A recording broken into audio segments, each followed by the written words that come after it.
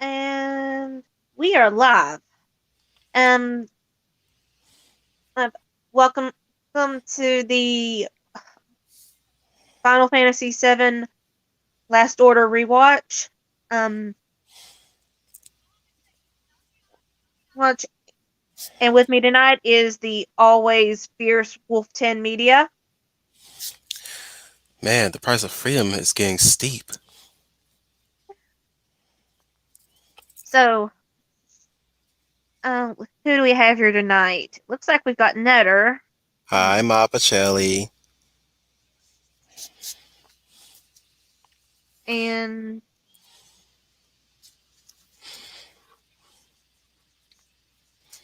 so Let's see. we'll, um, we're also going to discuss the remake versus the original afterwards, aren't we? Eventually, I am looking forward to that. Yeah, I know you've been holding your opinions on that. Oh, I That's have. and we got Big Al.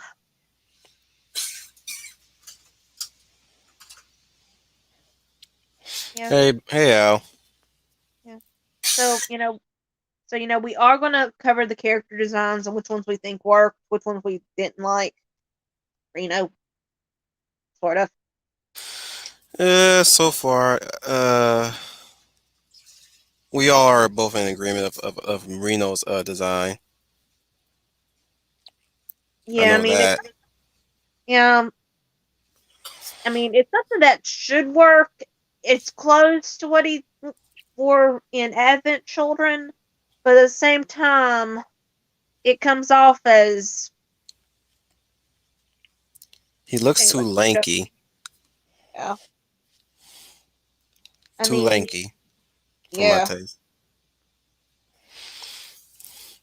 That, I don't know about Sung yet. Yeah. Still debating on Well, Sung. I think my main issue with Sung is that he has the same character model when Aerith is a little girl as he does when she's an adult. I know it's a mild complaint, but they made her adoptive mom, Elmira. I mean, they gave her a new, younger, They younger. milfed her. Yeah, and then they. Oh, you okay? That would be my wife. Oh, Hang on. so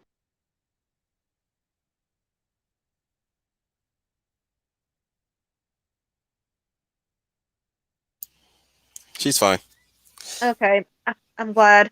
And I was going to say that Sung. I actually remember him having a ponytail during Crisis Core. I think, yeah. Yeah, he did. Memory banks is kind of fuzzy on that detail, but I'm going to assume that he did have that.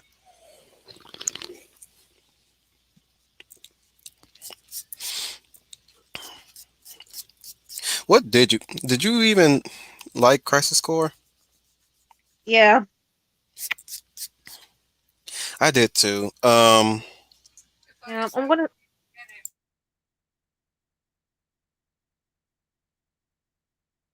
Sorry about that. Touching It's bases in okay. the background.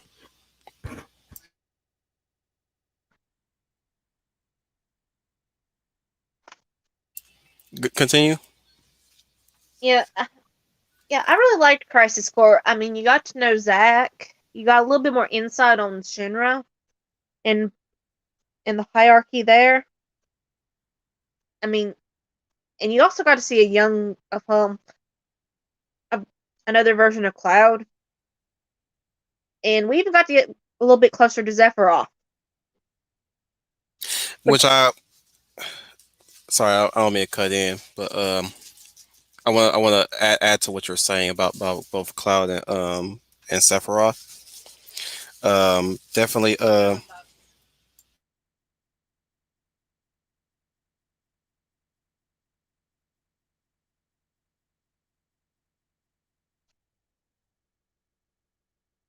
Sorry about that. Too much interference in the background.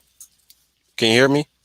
Yeah, No, what I was gonna say was, what I was gonna add was, yeah, I definitely like the personalities of Cloud and Sephiroth in Crisis Core, especially when we get more of Sephiroth in the screen. You almost forget that in the near future he's gonna try to wipe out the whole planet. yeah, yeah, and it really almost made him human, especially when you Scarily, saw. scarily Yeah, I mean, human. especially you remember the cut scene where the three members of the three first class soldiers were fighting.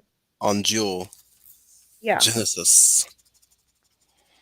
Yeah, I remember that scene where Genesis um, is reading Loveless. yeah, and then Genesis is the one that gets hurt, and Mm, he needs blood. Sephiroth wanted to give him blood, but he can't, for some reason. Which, in our world, well, it does sort of make sense because we do have different blood types, and you can't, and some blood types don't really work together. right. I will go ahead and say that it probably works both ways when it comes to Genova cells, or at least in the fact that their blood cells are not completely altered due to the Genova cells infused into their bodies.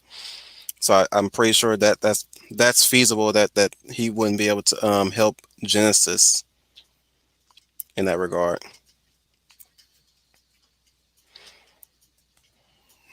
But Yeah, yeah, it you can still have your you can still kind of side eye it, of course. If anything, you have your criticisms. You're allowed to have your criticisms, right? yeah, I'm just saying, it probably still works the same way, just the same way as a blood transfusion. yeah. I mean, I don't think they ever really covered blood types in this world that Final Fantasy VII takes place in. I mean, it's Shinra a pharmaceutical company? Hmm. Well, they have different branches, right? The research branch, the military branch. It would stand to posit that they have. It would stand to posit that they have a pharmaceutical branch, right? Yeah, that would make sense. I mean, plus, there if I'd imagine if there's money to be made, Shinra has some division in it. But they're just the textbook corpo type archetypes that they do have the means to help people. They just choose not to because there's no profit in it. Yeah, yeah. About the only the good character that's in the somewhat higher ups at Shinra is Reeve. Reeve, what does he do again? Um, I, he's the one with the one No, that no, no, no. it, I know who he looks like, but I'm talking about what occupation in Shinra. I I think I cannot remember his exact title, but I think it's with community planning. He's the one who's making the plans to rebuild Right. after the falls. I, well, community plan. I think sounds more like recreation, right? Yeah, We're learning so much today, aren't we?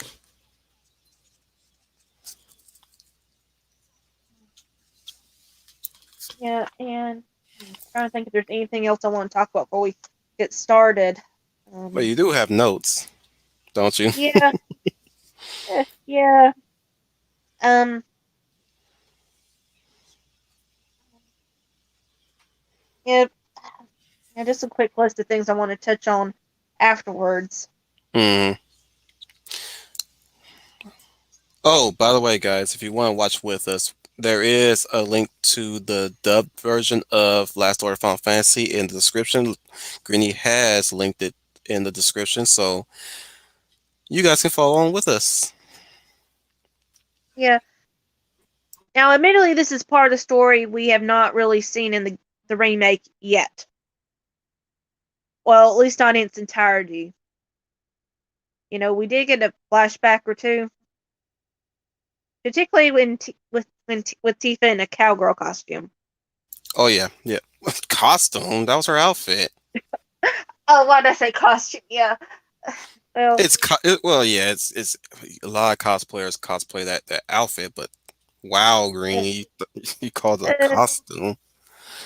sorry, I might be from the country, but um, you don't. I mean, you don't really see that many people dressing up like cowboys and cowgirls. I Unless you're in mean, a ranch or at a special rodeo festival. it, But well, that's the city folk in me that assumes that you can give it, me the deeds. yeah. I mean, you might have one coming in and wearing cowboy boots to church. I mean, Oh wow. yeah. I mean, you don't really see that many bow tie. Well, like the bowie ties you normally assume a cowboy would have.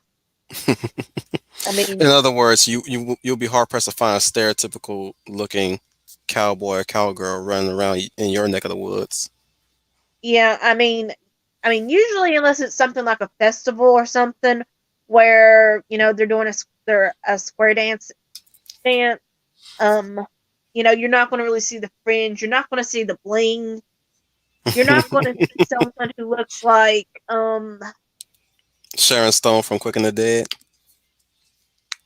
or for really example. even really where let's see what uh or Rogers or Dale. Now you might find someone who looks like Festus. Mm. Well, then again, keep in mind how close I live to Mayberry. I mean, we actually do have a guy who drives around in an old fashioned police car dressed as Oh, Barney Fife. oh wow. Did you ever get a Maggie from Walking Dead? Uh, no. Not a Maggie. Oh, not even a Negan. No, I'm kidding. I'm. Oh, I wonder if there's any Negan cosplayers that came out of the woodwork of Halloween. Hmm, I don't know. I mean, I do know that. Well, this is somewhat unrelated, but last Halloween, well, last October, we actually got in some character socks for Halloween, and we could not keep the Michael Myers socks in stock.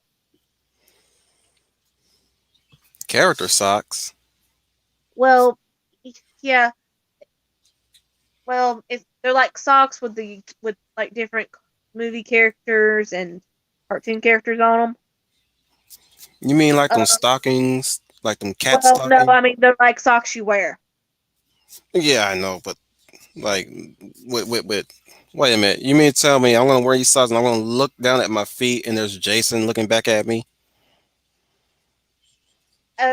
Yeah, you can probably find those, but we had Michael Myers, and the image they done it. I mean, with just a couple colors, it looked exactly like Michael, Okay. and we could not keep those socks in stock at all. And this was for ladies. Oh, I wonder why. I wonder why. Now, I'm being sarcastic, by the way. yeah, There's. well, I'm just saying. There's been if you're living on a rock, there's quite a sub community where there's a lot of women that just obsessed with serial killers and obsessed with slasher villains. You there's no shortage of a lady that just fantasize about Michael Myers, Freddy Krueger, Jason, Leatherface. Oh my goodness! And don't even get me started on the fan art. Yeah. Yeah, I know there was another YouTuber. She actually made a song and a music video. Well, it's done in Cuphead style art, Mm, and you know, like she's in, and you have this character who is singing about how she's falling in love with all these well, and you're seeing your classic movie the slasher film characters. Like there's one that looks like Jason, there's a Michael, and there's a Ghostface. Now mm-hmm. and there's also a Freddy Krueger, which she kind of doesn't like. Oh Like wow! in the Share me song that called video Playable. when we're done. Yeah, I'll try. Try. You might have to remind me at the end of the stream. Right. Yeah, I still think I owe you that broccoli chicken soup recipe if I can ever find it again. Oh, I thought you had it in a recipe book. It is, but I'm still trying to find that book. I think it may be the one my sister borrowed and never returned. Don't beat yourself. Don't beat yourself up about it. You'll be fine. Just keep doing you, Greenie. Okay, so without further ado, you about ready to begin the movie? I have it ready. I hope everybody Okay. has it ready. Yeah. Those who are with us, show of hands. Do you guys have it ready?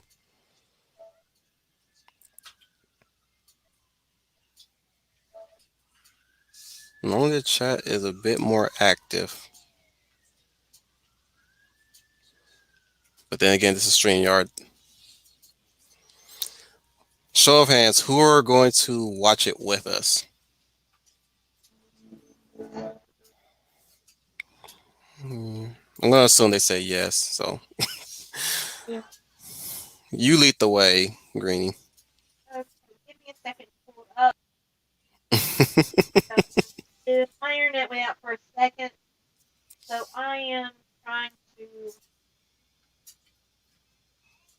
find it.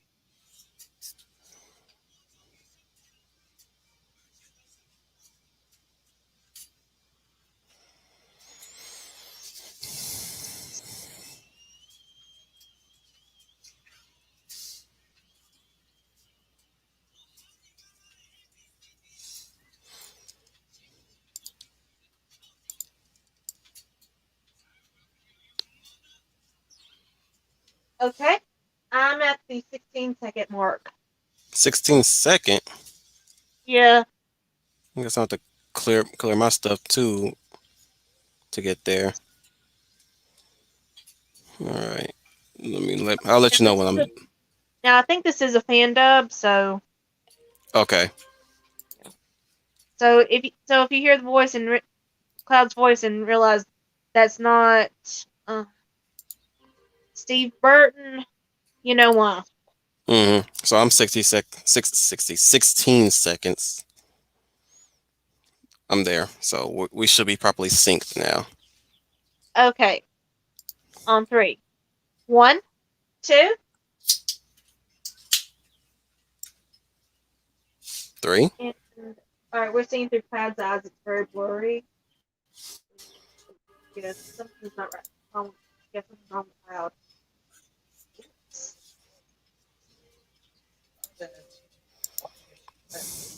There's my man. Yeah. Oh, Oh wow, this is a fan dub.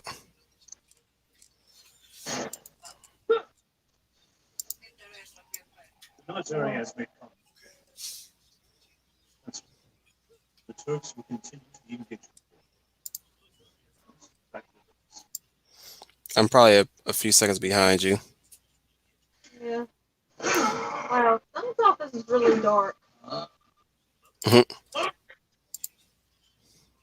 But he does get to know Zach a little bit in Crisis Core, so I don't imagine this is something he likes doing. I'm surprised that Al hasn't said anything about the sword yet, because he's usually a stinker about giant swords and their impracticality. Yeah. Now I think Shade Diversity did a video explaining that the sword is actually practical. I could be wrong about that, but Well, apparently there you is a. I'm sorry. a core, huh? What I was saying was there is a video he made that of how they should be represented. That's your simple. He he has a thumbnail with guts from Berserk in it, and the Dragon Slayer is shaped as it should be. One of them is a combat It expert. for it to be wieldy. Hmm. There's Reno Yep. and other guys I don't even know. That I'll have to play the mobile game to find out, which I'm not gonna Yeah. do. Mm, That hadn't happened. at least not until Ever Crisis. Never mind. Right. Went for that. Stop. So It was a nice trailer they had though. went to the forest to Yeah. follow That they promoted with the the DVD release of Advent Children. Yeah. And I got an ad. Oh wow.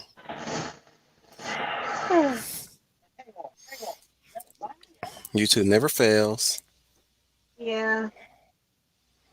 I'm sure you can skip it, Yeah, I or did at least see it it. might be one of those Title unskippables. card. Last order. Oh, nice. Yeah.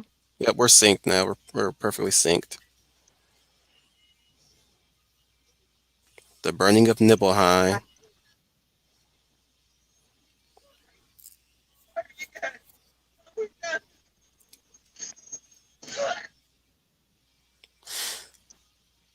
Missed opportunity to play those that are chosen by the plant in this section. Yeah.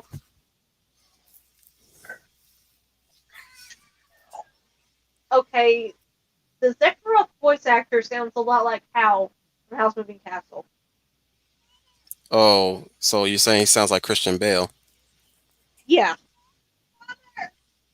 Because that's who did the voice of Hal in Hal's Moving Castle. Hey, Master Zen. Tifa, that going is too dangerous here. What the hell is going on? Why is this happening? Oh, I do not like this fan dub. Yeah.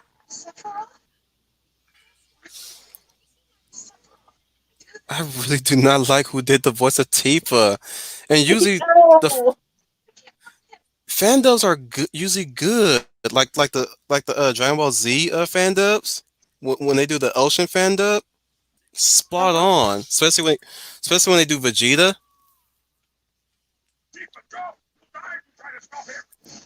Tifa! Even the guy who did the voice of Zen doesn't even sound natural when he does that. Tifa! Yeah, I think there should be a little bit more power behind that. Big fuss over this little tool.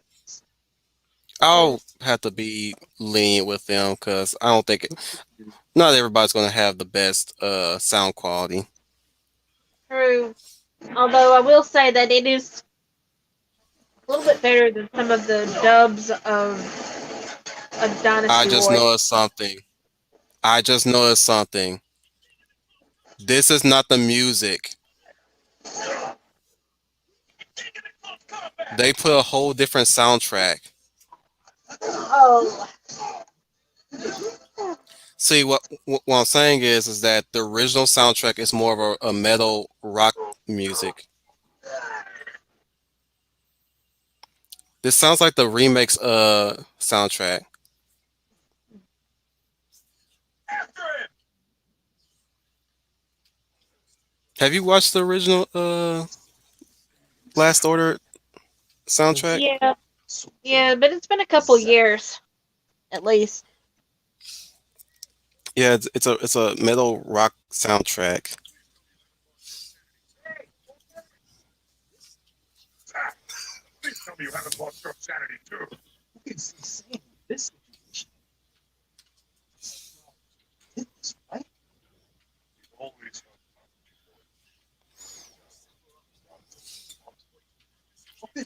Also, the music doesn't stop. Sephiroth. Like the Yeah. music keeps going. Yeah. So It's just, yeah, She went up I've the seen this mountain. movie so many times, so that's how I know. What? I taught her how to fight, but she's out of her depth. Only a soldier can match up to Sephiroth. I'm not an ordinary soldier. I'm a soldier.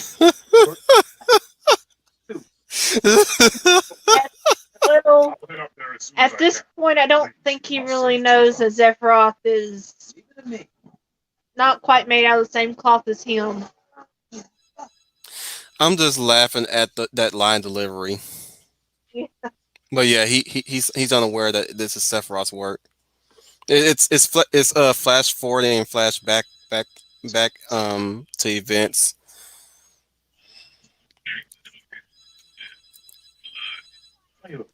That's the phone. I'm not gonna answer it.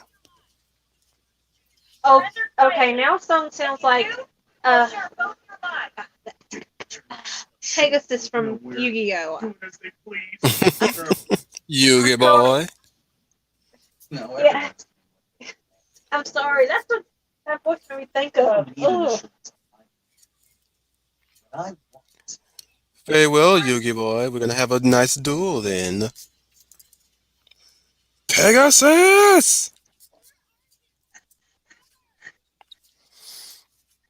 You know what's funny about Pegasus and Yu-Gi-Oh? They never came back to him, did they? Well, he did make a cameo in the one where they had that dueling academy. Mm. Well, I take that back. He actually did have some voice lines. There was never a moment where he even came back to aid Yugi in any sort of duel, or at least any duel season. Like the whole Darts arc, with the Waking the Dragons arc. That would have been a great way to reintroduce Pegasus. Yeah. Yeah, I kind of checked out of that series after the motorcycle. What? You didn't like 5Ds? Well, 5Ds was fun. It's just the one that came after was just a little. Oh, Zexel? Yeah.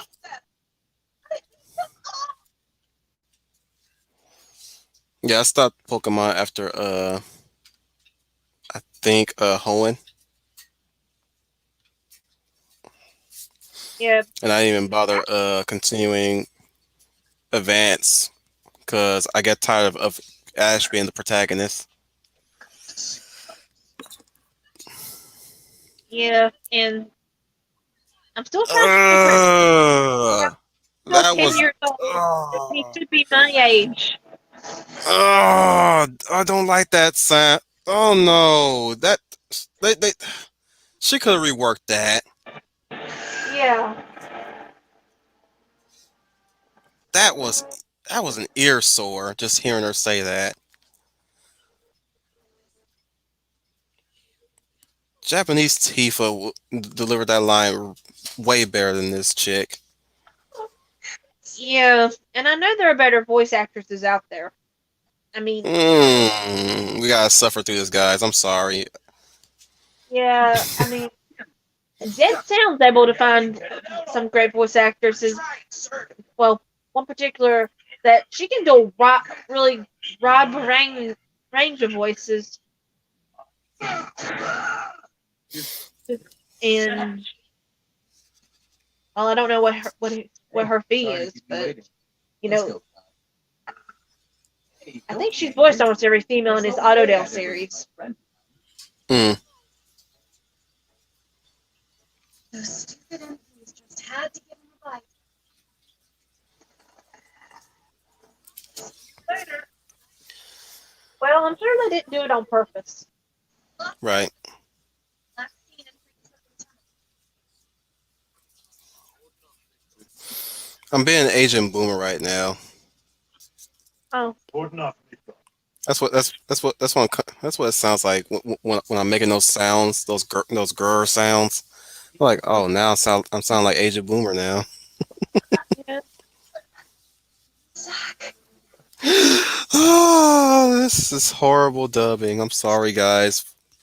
More power to you for doing your best. I need our village just for investigation, right? I want to get to be your guide here.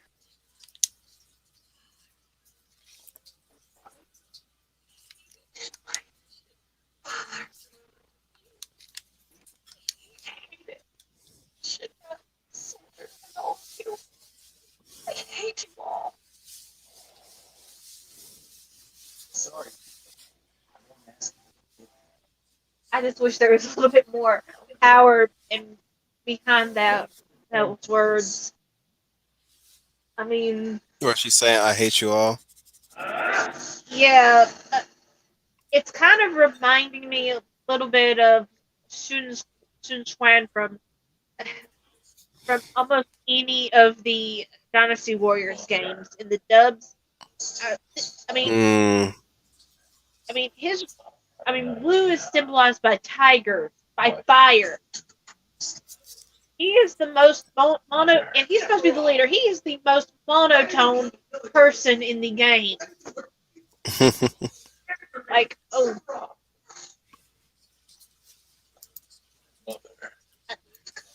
bad thing is they kind of also did it to Shun Shang Zhang and Nine. Power, knowledge, magic. Those fools. Those worthless creatures. Souls. Needs to be a bit more deeper in your voice, buddy. Yeah, but he is more on point than Tifa.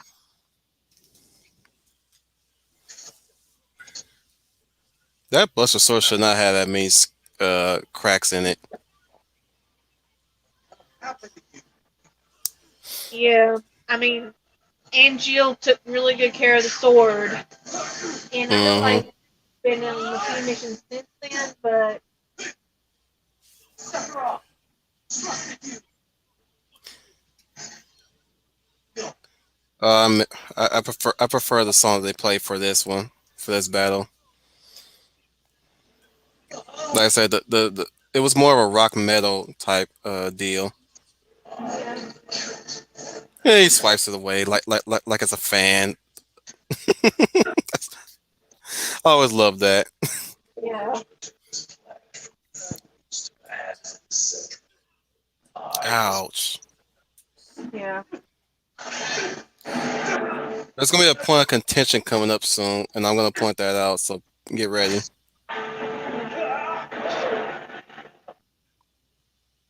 Oh, we can hear it on your end, Greenie. Really? Yeah, Oh, I'm sorry. it's fine. It's all right now. Mother.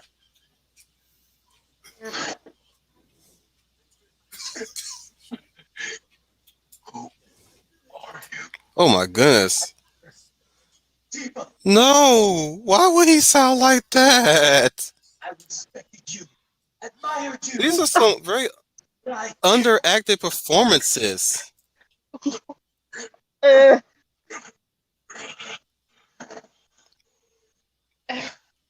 and I thought Tifa was bad. Tifa. Cloud's even worse. Uh, I would even admit that I wouldn't be able to pull off but I would try, as best I could. well, It's like you've it's heard like how I sound trying to imitate the characters. you do a good job. No, I don't. I know I sound Yes, you awful, do. especially when I try to do Barrett. Yeah, your Barrett's is cute when you do Barrett. Couldn't be. I would say it couldn't be as worse as my Barrett. Go ahead, try your Marlene, Barrett. Marlene better be safe, huh? Add a little bit more force. Yep. Unless you want me to do remake, Barrett.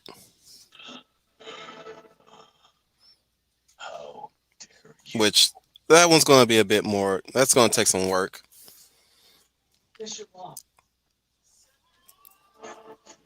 Oh no! You should have went all Naruto in that line. Come on, man. Well, Okay, I think it's pretty Naruto. okay. Here we go. Here's the point of contention. A lot of fans have been hotly debated on this moment here. Place. My family. A lot of people didn't like the fact that he just threw him to a wall. And I Uh-huh. will. Whereas in the we all know in OG he threw him off the cliff, right? Yeah. This isn't possible. Who the hell are you? Yeah, a lot of people didn't like that he just leaps off like that. They think it takes away the power of Cloud, like the powerful month of Cloud. Like, nah, I don't mind. She shouldn't be there. Hojo should be at least. I mean, he's Yeah. going to arrive. He's going to arrive. Yes, but yeah. So there he is right now.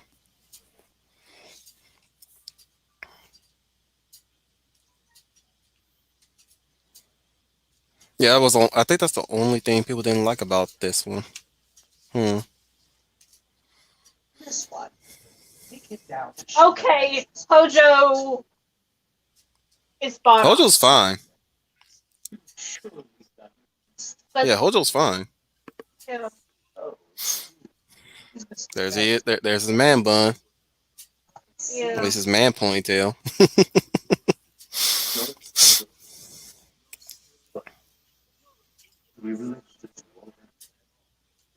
You're still young. Your opinion such doesn't matter at all.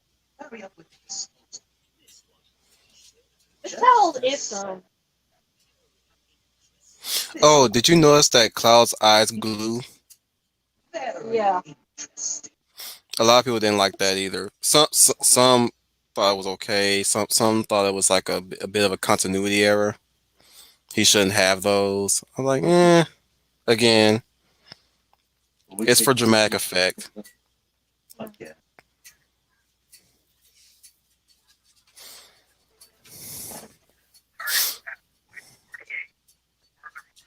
My only criticism of this is that there should have been more.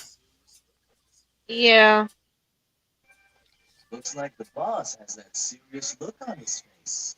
Didn't you just rescue them 5 years ago? Instead of just it being a short movie, That's fate. Great. Yeah. make it a series maybe. Yeah, this would have been a great series. Damn, you guys sure are nice. Nice or not, it's gotta be done. Remember, we're professionals. Even the Okay, Turks got we personality found here. Okay. Boss? Hey, newbie. Hurry up, will you? I'm coming. Kind of sucks that they have good voice acting for characters that we don't really care that much about, but the ones that we do. Hey, what are you doing? Go ahead, Greenie. I'm just admiring the truck First of all, right we now. need to make some money.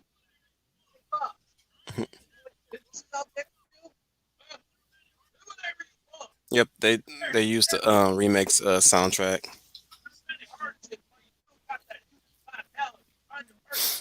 It fits, but I'm like, should have used the original. Yeah. Yeah, right. No, still, don't. Right? Get up on mine. Just do everything.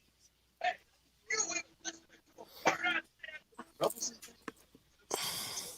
I can do anything. At least sound like Kanema So Yeah. from Gurren Lagann. That would have fit Zack so well. Yeah. We're friends, right? You and I, person. The target's at past point 12. They're about to enter firing range. Range. Just what would they have called their company if they if Zack Turks take away from didn't, their rivals. you know, Turks weaken them. would it have been fair strife or strife fair? Hmm. Which sounds better? Take cover. Take cover. Cloud, get out of here. Oh wow. Now, for the record, he does not die here. No, he doesn't. Yeah. Now, the way it ends in this, you would think that was the end of that. You know, if you didn't watch this little, well, like if you hadn't played the game, you might think that had been the end of Zack, but you know, he does live on for a little Of while. course. And you know, there are some people that theorize that because of this, because he got hurt, taking clap from that bullet, is the reason why he went down. Again, Hmm. yeah, I Hard to realize. say. Yeah, I mean, hindsight's 2020, and you know, if you've seen the remake's ending, in which you know we see that somehow Zack not only defeated all those soldiers, Hmm. but he actually survived in that one. Right. You have to kind of wonder what changed. I'm sure Square is going to answer that. Yeah. Now I'm also going to point out that there is a right, the name of a, a stamp dog and that's in you know the scene where we see Zack had defeated, well, was victorious, and it's different from the one Mm. we see in the remake. Well, the main part of the remake, which, like I said, I think the main theory is that there are multiple timelines. And I know you're not too happy with that idea. I was about to say that. Really? You know me too well, Greenie. I just don't like the idea of multiverse theory, considering how it's poorly handled in game. Yeah. I think, you know, a multiverse, if it's done well, you know, it can really add to a depth to the story. It can really add some to the universe. But when it's handled poorly, eh, I mean, Yeah, I would recommend you watch Turtles Forever if you want to see a I've good seen it. multiverse I've already movie. seen it. It uh got mixed feelings about Turtles Forever. Namely because I don't like the way how they handled the classic TMNT. They were Uh, it, the it, black it, and it white ones or the 80s? sorry, 80s TMNT. Right. I didn't like the way they handled that group. It came off as mean spirited towards that group. Yeah, I can understand that because it really did make them look like goofballs. Hmm. I mean, even their most intelligent turtle was still a joke. I mean, and Especially their yeah, especially when they compare each other. I'm like, wow. So you guys really I'm like, look, guys, if you guys did not want to do this special, why'd you do it in the first place if you're gonna just keep insulting the 80s turtles?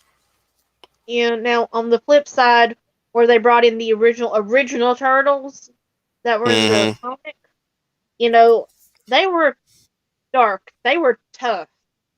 I mean, Hmm. their goofball turtle could kick the 2000s Raphael's butt. I mean, That I actually did like was I never knew that I never knew that the original Turtles existed until that's only really saving grace for that movie was that they introduced me to the original TMNT comic. But you're right, it's more graphic than any other incarnation of Ninja Turtles. okay. So you ready for Also, the? Oh, go ahead. also people use that as an excuse for why April is black in the new Turtles show. I'm sorry. Yeah, If you want characters that are diverse, create new characters, which is something I'm going to compliment on the remake. Like, I w- FF7. yeah, people like to pull information that they should, you know, take heed to themselves, and they weaponize it by keeping it in their pocket and ready for to just try to dispute other people and say, well, you're wrong because when I look up this information, you know, this is how it should have been. We didn't know what ethnicity April was supposed to be in the original Turtles. She just had brownish skin, and that's barely even vague to really denounce any kind of accurate representation of whatever ethnicity she's supposed to be. There's never really a hint of an accent or even a flag to even represent where she came from if she was Brazilian, maybe, you know. Hmm. So I'm like, that's another thing where I brought uh, I brought up a comment on my stream about editing someone's art without their permission. Now, where I made my mistake at was I didn't bring up the fact that the person who edited this one person's art, their baby boot art, they said, "Well, here's for you guys for a historically accurate baby boot." I'm like, uh, my point still stands. That was originally the idea. That is not the official idea of the character. So it really does not matter what the original intent was. What is only matters is what's officially. If you're gonna go with that, then Superman's suit color should have been orange, blue, and yellow, not the iconic red and blue and yellow that we normally see him in. If you care to look that one up, Greenie, go ahead. Yeah, I mean, characters go through a lot of different design changes from, from when you start drawing them to when you come up with your final version. I mean, If we actually, re- I've seen some, have seen some Yep. concept art Mhm. where, well, for like the character starts out looking one way, and the character we end up with is almost completely different. Like one Right. example is Pacha from The Emperor's New Groove. Mhm. Originally, he was supposed to look exactly like Cusco. Right. It was supposed to be more of a play on the Prince and the Pauper originally. So Right. they were supposed to look identical, and obviously a lot changed. Of course. Again, going back to my point, if we really was going to play by this person's rules, right, then Ursula should look like a manta ray instead of an octopus, and she would have been thinner and not looking like a representation of Divine from Pink Flamingos.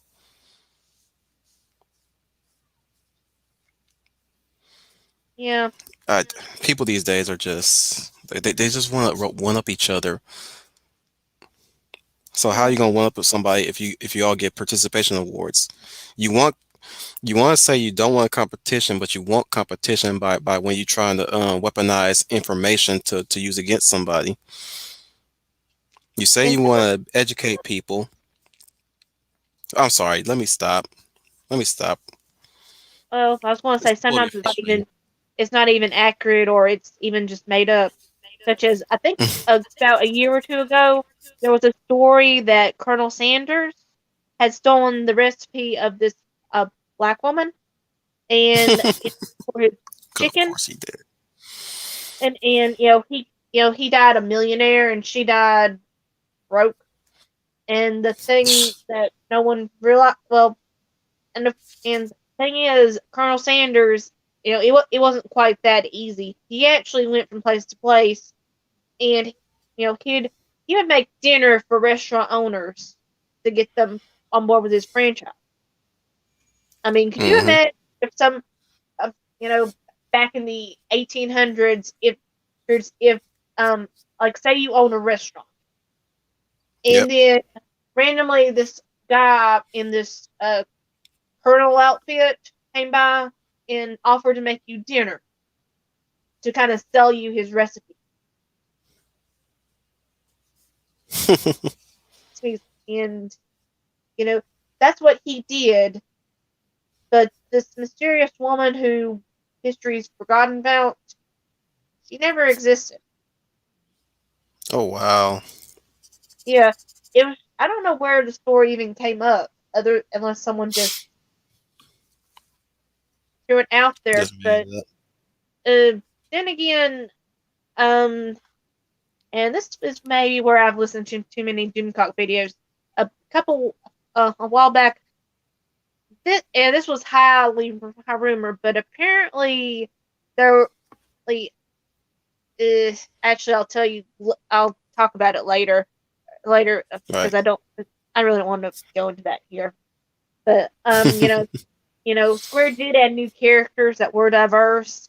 I'm only going to talk about a handful of them because only um only a handful really made that much impact. I think like we had like Merle. Mm. Um, she was the she was the owner of the boarding house that Tifa and Cloud lived in the remake. Okay. I think he called her Porcupine Head. Chia Pet. Uh, she was the old I know what you're lady. talking about. She was very forceful. Something about her actually reminded me a little bit of Zaniba from Spirited Away. And I think it may have been the Hmm. voice especially. Zeniba. She was okay. Yubaba was the one who ran the bathhouse. Zaniba was her Right. sister. That Yeah. are we gonna have to do a Spirited Away rewatch at some point? Oh yeah. Oh yeah. That's one of my favorites of Ghibli. Yeah. I think I've watched that 10 times already. If we ever do Grave of the Fireflies or when Marnie was there, I'm gonna have to. Ooh. Are you even ready for that one? I thought I was wrong. So very I'm sorry. wrong. Yeah. Okay. Oh no. Oh, I was not prepared for it either. That was rough. Yeah. Let's see. And another character was Betty. Betty. She was the little girl with the cats, and who had us do that search for music for her. Hmm. Yeah. Now I think I would almost compare it to another Marlene. Like, well, the Marlene we know and love, she has to be protected. Protect Marlene. Yes. But Betty, I think they really needed some more cute factor. So, and obviously they can't bring Denzel in yet. Who cares about Denzel? I'm We're sorry. watching Advent Children next week. Remember? I know, but So they kind of bring I'm in. still of the opinion that there was never no need for extra time with Denzel. It's nice that he took on a group of enemies with a little pipe uh, a fire hydrant. But I'm like, you guys really are trying so hard to make me like this character, and I don't. Yeah, I think I think he was supposed to be. Actually, I know he's kind of supposed to be a kind of a parallel with Cloud. I can see that by his design. Now, but going back to Betty, obviously Yeah. she has weakness to her. She has this really good nature. She kind of reminds me a little bit of Michelle Tanner from Full House. Hmm. I mean, even with the hairstyle. That. Yeah, I see that. I actually see that. Yeah. Yeah. So, what did I you think think about Betty? He's fine. I just don't like Moe Aerith. Oh, oh, well, we'll get to the I'm sorry. characters. Nomura made her Moe. She did not need to be Moe. We'll It's get to the annoying. Go playable ahead. character designs in a little bit. I promise you. But I'm just okay, saying. I know everybody loves Aerith, or at least remake Aerith, but I'm like, no, I do not dig on Moe Aerith. That's Mo. Like when you see her and how she interacts with the world around her and the way how she behaves around people, I'm like, that's a Moe character. For those who don't know what Moe is, it's extremely cute and adorable what they do. Characters that in anime that does a lot of stuff and you just say, oh, that's so cute. Oh, that's so adorable. It's too childish, is what I'm saying. okay, And don't give okay. me that, well, she is a teenager. No, she's still an adult. Actually, she's older than Cloud, so she should be about 22. Exactly. She's a young adult, so no excuses there, Nomura. You made her Moe. Don't like that. Yeah, now I got it. Now, like I said, we're going to talk about the playable characters a little bit, but Mm, uh, I got to admit, I do kind of like her younger version too that they put in there. her younger version's fine. Yeah, I just wanted to reach into my TV screen and give her a big hug, even though You it was do very that. late. Oh, yeah, sorry. Yeah. No, you do that. Yeah. Well, okay. And I, then I again, I encourage you to watch Team Four Stars Final Fantasy VII Machina Bridge. 'Cause that's where I get evidence snuggles, mofo. okay, and let's see. Um, all right, now we do have also have the gym guys. I don't really know. I don't really count them as new characters per se. I do, but I think that the one that was called Big Bro was renamed.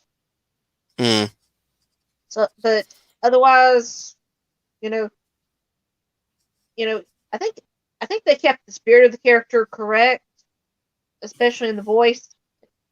He's less like kind of like a stereotypical dumb brawn in this one. Yeah, He's and then there more was dude bro brawn. yeah, and there's also Andrea, which is it is a guy. I forgot what, and I know he was in Oh, the him. yeah, yeah. It's kind of obvious that he likes other guys. Obviously, I don't care for that, but I don't like that character that much. He's annoying. Uh, well, I will say that they brought out I think they were going for a more flamboyant character. Sure, Should have looked up David Bowie. I think if yeah, they would have made him just like David Bowie, I would have liked him more. But no, Yeah, I couldn't take him seriously doing them pull-ups. I will say that. yeah. I'm like, will he really be out there doing them pull-ups like that? Like that? I'm sure he's rich. He's got his own little personal workout, but like just him just casually at a gym spot just doing push-ups and pull-ups. I'm like, no. Maybe No. his boyfriend works there. Hmm? Maybe his boyfriend works there. Uh, hey, I do know some people that will go out of their way to go to a location if their partner works there, or you know.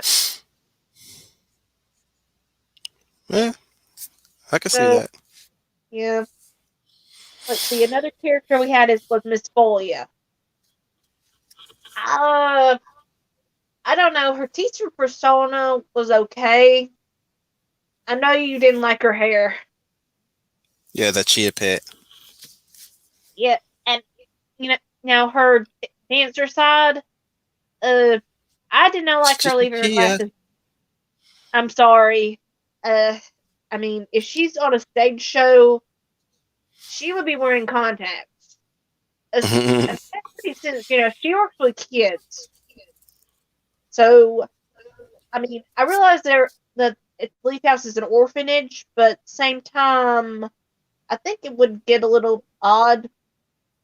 I mean, if you had this dancer who walked around and worked at an orphanage. I mean, Chia.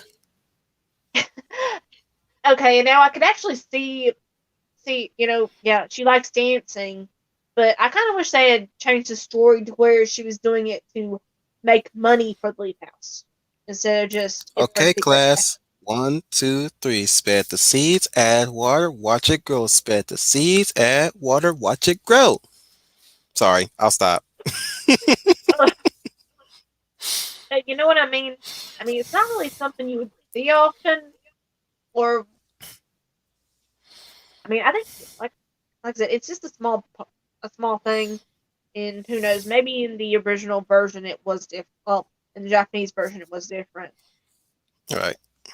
Yeah. So Now, there's one that I cannot stand. I'm pretty sure we are all in agreement that we cannot even stand Nomura's pet. Chadley. Yes, him. He's useful, but his design was best suited for Final Fantasy 15. I'm sorry. Most of these characters that they put in would would look best in Final Fantasy 15. It's Yeah. like they're leftover NPCs from Final Fantasy 15. That's where they come. That's where they come from. I'm sorry. I don't think they should have went with semi-realistic with 7 remake. I think they should have went a bit slight anime like what they did with Kingdom Hearts. Yeah, and oddly enough, in Kingdom Hearts 3, in this Toy Story world, there's a video game that a lot of people have kind of theorized it might be a kind of a nod to Versus 13, which 15 originally was called. Right, versus 13. Yeah, I mean, and a lot of people have been wanting to see what Nomura would have done with that. I'm not sure if I really it would. I mean, I would actually play a Nomura version of 15, but it's Release a not Nomura something cut. yeah, but I'm not. It's not something I'm gonna be losing sleep over. I mean, No, me neither. I can look at the trailers again and just be content. Because the trailer, the one trailer when they retiled it to 15, that was amazing. Remember that trailer? oh yeah, Oh my goodness, that trailer had me hyped, completely hyped. Just seeing Noctis running around, cutting up people on the walls, doing that one phase strike and sliding on that dude's body, and then go right into a cover right into cover. I was like, oh my goodness, this is what you're gonna do in the next Final Fantasy? Oh, sign me up. This is new gameplay style. I wish I wish 13 was like this, sadly. Yeah. Did you ever remember the first tech demo of 13? Actually, I don't No, think I no, I'm did. saying like the first trailer that they announced with 13 where Lightning was like like almost like standing in front of a group of enemies, right? And she Yeah. runs right straight to them and does like this air dodge spin, and she's just shooting up scores of enemies in gameplay. And I Hmm. was like, oh, that was so cool. I hope we can do that in the game. Don't do that in the game at all. Yeah. Well, maybe 16 they won't overpromise. That is video potential for you, Greenie. Stop showing us potential gameplay that is not in the game, the final game. I'll give you one example. Cyberpunk 2077. There was supposed originally in gameplay, and this is what they promised too, mind you. This is what they promised. You can use the mantis blades to uh anchor yourself onto the walls and climb on them like Spider-Man. And you can do air ambushes on the enemies. Even you can even jack in a down enemy with one of your cables and data mine them. They showed that in as promising gameplay. Didn't make it into the final game. They cut it out sadly. I'm not as upset about that as most of the people who bought Cyberpunk though, because I think those things would have broken the game more. Though I do wish we could have done that. Okay, I'm gonna put you on the spot because I know you don't like lightning. But okay, Lightning or Captain Marvel? Lightning, easy. Lightning or Ray Skywalker? I mean Ray Palpatine. Lightning, lightning. At least Lightning is honest about it. So she's not Sky Faker. Yeah. And No, you no. know, My thing is with Lightning, it's like from the get go, her personality is what holds me back from liking her. Is the fact that she had the problem I have with Lightning is that she has not not really a good stable relationship with anybody, even her own sister. I'm like I'm okay with her being very grudgy and judgmental of every other character, even Snow himself, but not even her sister. Really, like I get you don't have to like Snow, but you hate your sister for I wouldn't I'm okay. I wouldn't say hate, but you're actually holding a grudge against your own sister for dating a guy that you don't like. yeah, Wait, that is real life, right? Right. Oh yeah, that is realistic. I don't know. I just hate that. Like well, I guess I'm a dude. I'm never. I'm just saying. I'm never like that. The way how Lightning was with Sarah, with when it came to my brother and his past girlfriends. Yeah, I kind of like would question what did you. I usually ask, in my brain of the girl, what do you see in this guy, or at least it's the reverse with my brother when I notice some things about his latest girlfriend that I don't like. Like, what do you see in this girl? But I'm like, whatever. Just just be safe, both of y'all, both of you guys. But well, that's like, I I don't know know. I've talked to you about my sister's relationships. I guess. Well, here's the thing. What really made me hate her specifically was the fact that she's not even gonna try to protect Noel. What's the little boy's name again?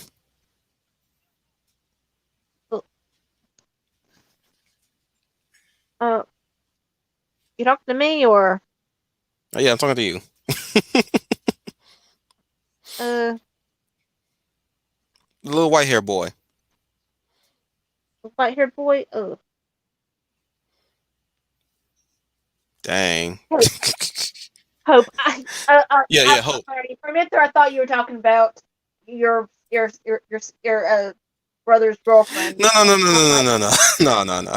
No, yeah, that's one thing that made me hate her specifically was the fact that she's actually going to try to abandon a little boy out in the out in the middle of nowhere where there's a lot of Seath running around. I was like, really? You gonna really leave Hope to fend for himself, and then try to go on a spiel about you need to stand up and defend yourself. I'm like, okay, no, even when Idolon was about to take hold of her, and she still has this whole bravado. I was like, oh no, stop. You're not an anime hero. Stop. I'm sorry, I don't mean to vent. It's okay. You 13 was a little weird for me, but because at least I know you know part of my name, my real life name. mm, But actually, two parts of like my middle name and my last name are the names of characters in 13. So that was just a little weird. Or did you never realize that? I know the last name, but the other three, not so much. Or at least, unless you're talking about what they translate to.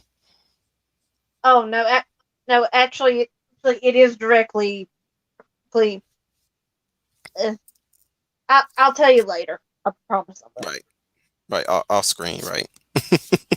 Yeah. I'm like, I try to like Vanille, but I conceded when everybody says she's annoying. I was like, yeah, she is kind of annoying. Now Fang, she's my favorite. Fang's my Yeah. favorite. Uh, I actually shipped her with Lightning. wow. Uh, you'd be surprised on what they on whom they ship the shippers. Yeah, shippers will ship anybody together. I Shippers be hate to say it shipped. like that. I mean, Though I do kind of see a Lightning and Snow yeah. in a way. I just hope they didn't pander too much to shippers in the remake of 7. Oh no. Well, I did see one fan art piece of Hmm. that kind of implied that Aerith and Tifa were flirting, being in Oh the remake. wow. No, that's just lady banter. I know that Get you know your that, thing in your pants. but Not you. I'm talking about whoever. Tumblr I'm blurred. just saying whoever. What happened? Sorry. I was going to say, well, I know that you know that Tumblr. Oh, Not these so much. characters are really close. They must be together romantically. I'm sorry. Because people have these sort of shipping echo chambers that they think that their shipping echo chamber reflects real life. So it's almost like if I say something to a friend that's witty, oh that means I have a I could be having manly feelings. So basically what anything I say to a friend, a male friend, could be homoerotic. Yeah, whatever. It's called friendship, man. Yeah, I mean, if you ever do a stream on shipping, um, um, thing, I would Invite like you? to. Yeah, Yeah, you can meet the whole UN Space Sea crew. yeah, Much but like Matthew Flynn. Just yeah. like Matthew Flynn. Uh, Sorry, go ahead. well, okay. Let's get back on the new characters. Okay. There's also Roach. I think I'm pronouncing his name right. Oh, I He don't was like him. You didn't like him? Nope. Didn't care for him. I like. Okay, I will be fair. His introductions are pretty nice. The whole drag the sword and point. That's actually pretty cool. But like, he's a filler character that I didn't care for. Okay. An arbitrary filler character at worst. Like, you have to fight this guy. I don't believe he's a soldier either. I don't think he's a soldier. I think he's just a wannabe. Yeah. I mean, there are some parts of him that does kind of look like Sephiroth. Mm. No, I'm Yeah. just saying that they say he's soldier. I was like, I don't buy it. I don't buy he's soldier. I'm sorry. Compared to what came before, Unjill, Genesis, Zax, Sephiroth, this guy is soldier. Really? It's more like a wannabe. I'm sorry. Roche looks like a wannabe to me. Like he says he is, but he's just a highly skilled military official that his skills are so well documented that borders on soldier. That I would like to see. Actually, that I would like confirmed. Like he's not really soldier, but the way how he operates borders on soldier. Like there's like he it can open the doors for him being a proper candidate for soldier. That's what I'm Yeah. saying. Now, from my well, I think there was some hints in an interview that Roach will appear in later parts of the remake. Please make him better. And if you have to give him a Zuko redemption, do it well. Don't just do Hmm. it. I mean, I Actually, don't you know who he reminds me of? I'm sorry. You know who he reminds me of? know. Roche. He remind me of Dynamo from Mega Man X5. Yeah, I can see that. You play X5? No, but I haven't. But I have seen some of the gameplay. So you know who Dynamo is. You know what he looked like, right? Yeah. Now it has been a while, but I think I remember. He literally has a cowboy hat, metal cowboy hat.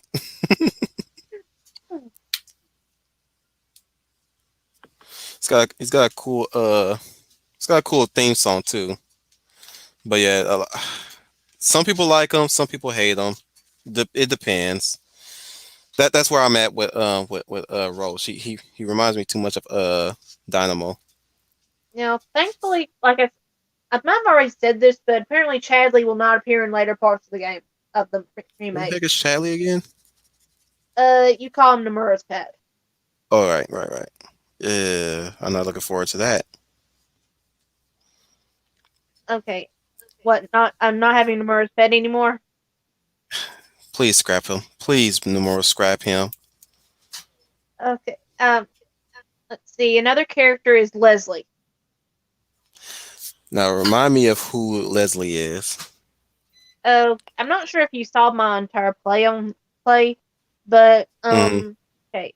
He's the one that's kind of trying to turn you away from Don Corneo's mansion. It, and we find out later that the reason Oh, he short doesn't, hair bandana dude. the one with the That him? hat, Yeah, he sounds a little bit like Ace from Type Zero. I'm on the internet, so let me look him up.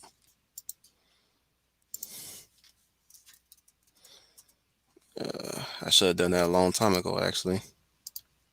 But part of his story was okay, his girlfriend be, decided to Yeah, leave this him guy.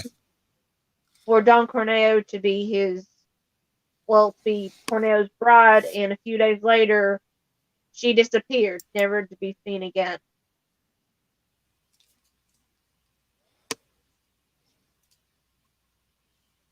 And later, we try to help him get revenge on Corneo. Yeah, I think I might have played that when you were watching Godzilla versus King Kong. Yeah, yeah. I'm sorry I didn't make it to that one. It's okay. Told me that there was not that many people talking. I was like, oh, so this is what happens when I don't show up. That's kind of lonely. Yeah. I'm like, Uh, why don't nobody interact with Greenie? I get you guys are doing something in the background, but come on, don't leave her hanging, and don't let me take over the chat. I was talking about that to my crew yesterday. I was like, dang it, I, I'm like, now I feel bad for leaving because if I leave, it's just be her talking and nobody's not interacting with her. Come on, guys, interact. uh, so let's see. Another character is Madam M. Oh, that broad. I mean, visually, she is a beautiful character. I will say that much. She has a striking design, but her personality can be a bit grating. I'm Yeah, sorry. We could have done without her. We needed we were doing just fine with the other broad, the Shinra broad.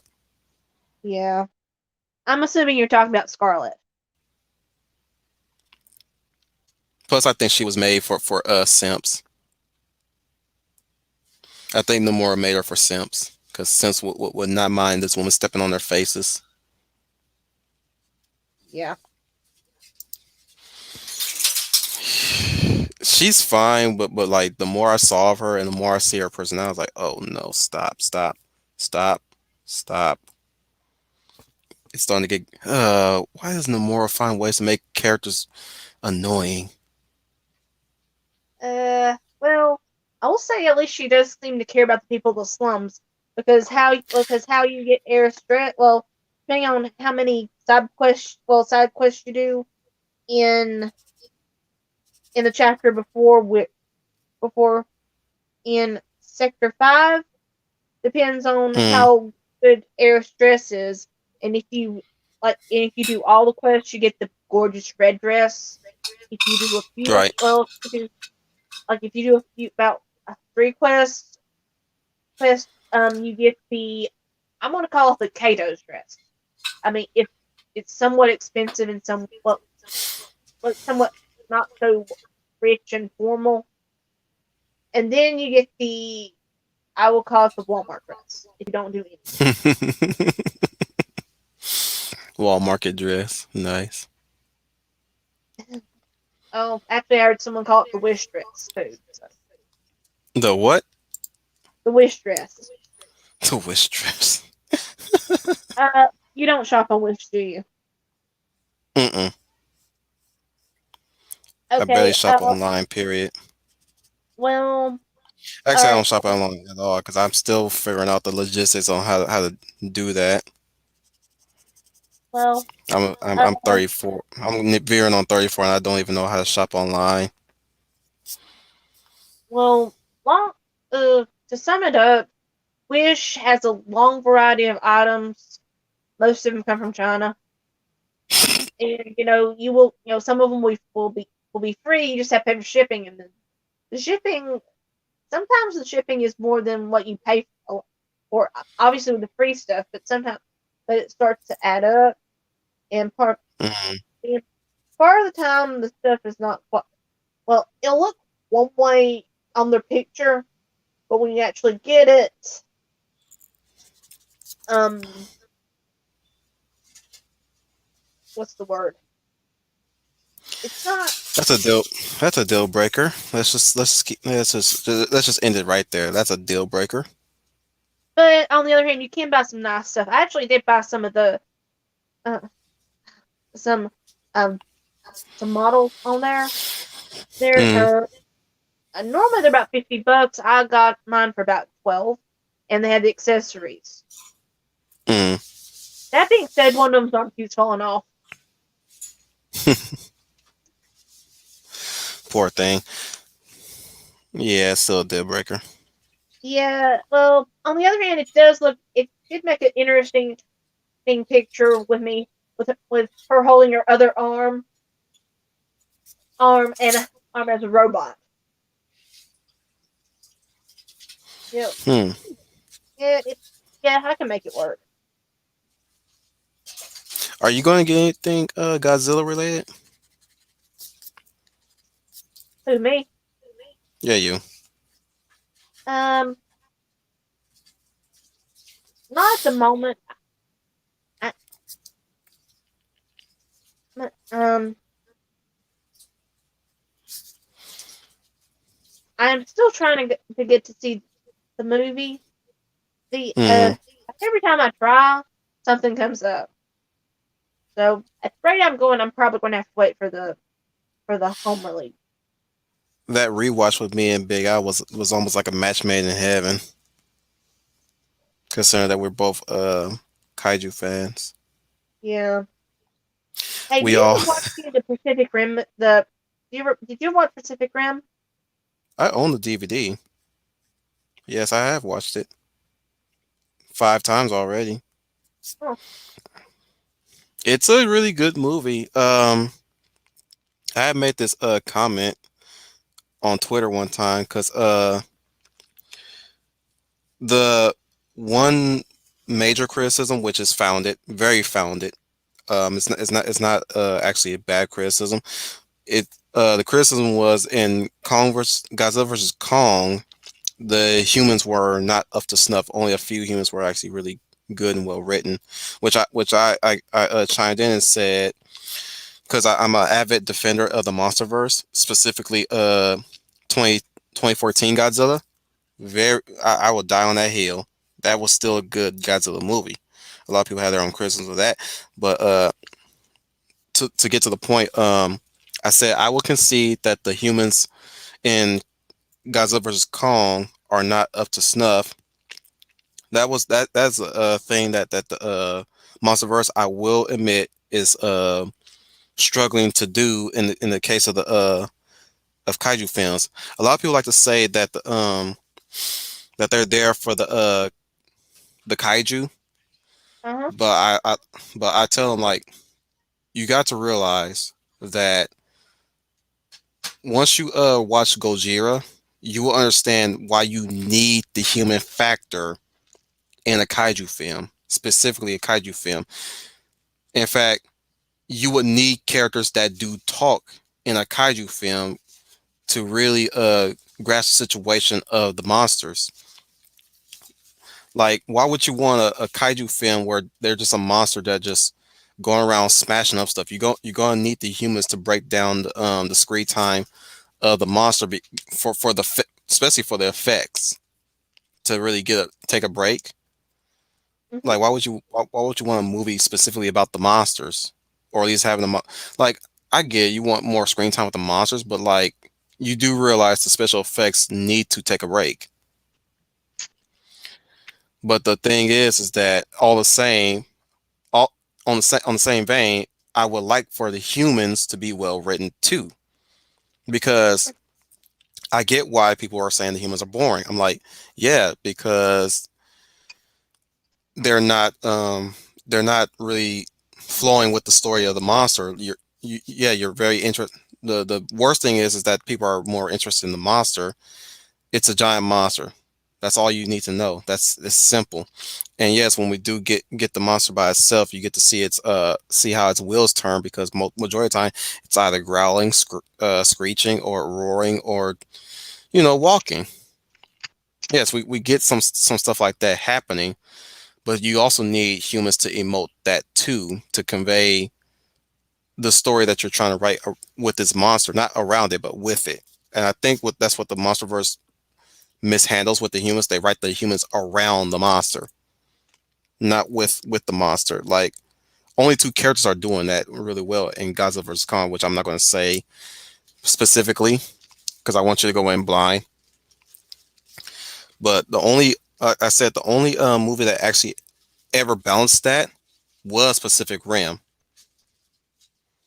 and that's only because the humans are more evolved in the kaiju very intimately, in the fact that they have piloted giant robots to combat kaiju.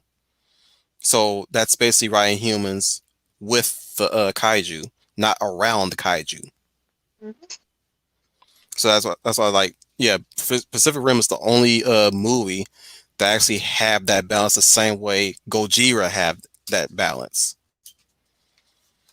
If you ever seen the original Gojira, not Godzilla King of the Monsters, which that's an edited version of Gojira.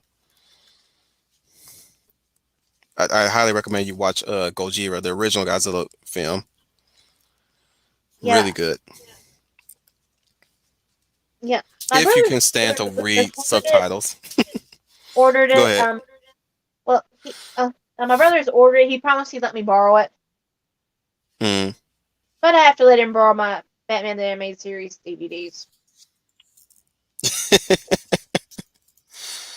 Fair trade. Yeah, I had the that pleasure of watching Gojira. That movie. I'm sorry, but I'm using that as a precedence for what makes a good kaiju film at this point. And I always tell people like if you really want to get back at me about the whole humans are not interesting in these films, I advise you to go watch Gojira and then come back. Oh no, I'm not gonna read subtitles. Well, then get out of my face with that. With that, if you're not gonna, if I'm humoring you about critiquing the human characters in the MonsterVerse, and you're not gonna humor me by watching Gojira, then there's nothing to discuss because you're not meeting me halfway on that front. But that's just me. That's me being arrogant, I guess. okay. Okay. All right. Last character. Okay. Continue. Take your time. Okay. Now, besides Madam M, there Sorry. was Sam. Sorry. Who was that? All right. So the other of the triad was Sam, and he was a You new mean that character goofy added, character? and that actually allowed you to use chocobos, which Oh, that guy. yeah. What do you think about him? I mean, obviously he had more of a cowboy motif and more of a gambler or persona. I think. I liked him. I really liked him. So that leaves what, two that I liked? Yeah.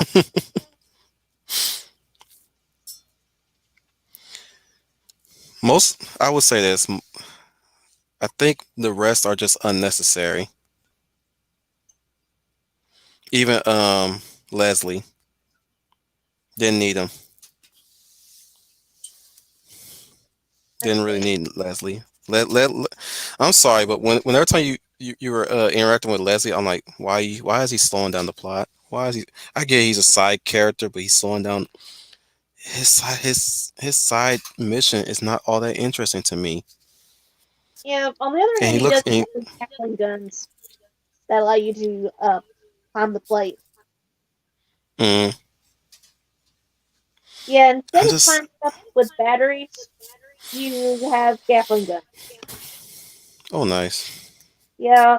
I mean, now, yeah, that was a big difference from the original game, obviously. But Mm. I think it worked. I mean, plus you had some battles along the way. Oh, before you continue, let me say this. I do not like Rufus's design. Thank goodness. I oh my goodness. It's like Nomura saw Devil May Cry and decided to just make Rufus look like that. Like he looks like he came from Devil May Cry. Sir, I'm afraid you're in the wrong video game. I'm like, bruh, what was so wrong with his original design? Everybody else look exactly the way they do except for Rufus. Freaking what's his face? General A-hole. as I call him in the streams. Heidegger. Yeah, Heidegger looks like Heidegger. The broad, keep forgetting her name. Scarlet. Scarlet looks the way she does. Reeve looks the way he does. Hojo looks the way he does. Even President Shinra looks the way he does. What is what in Rufus' design that screen? Oh, he needs an update. I just hope his personality is fine. Yeah, I mean, Square, if you were going to hide something, you should have hid Rufus. I'm sorry. I've seen people cosplay that design. It's like even in cosplay, it doesn't look right. It actually looks like a cosplayer's idea of how they would design Rufus's suit in a cosplay. It really does. It looks more like a cosplay than an actual Final Fantasy character suit. Yeah. Okay. All right. Let's go ahead and talk about the Shinra characters since you brought up Rufus. Mm-hmm. All right, President Shinra. Kind of like OG President Shinra, where you saw less of him. Yeah. Hey, Troy. Oh, Troy's here. You missed a lot. Yeah. A lot of laughs. A lot of me groaning. Mostly. But President Shinra. Yeah, I really think that they nailed the evil tycoon. Corpo. Yeah. Yeah.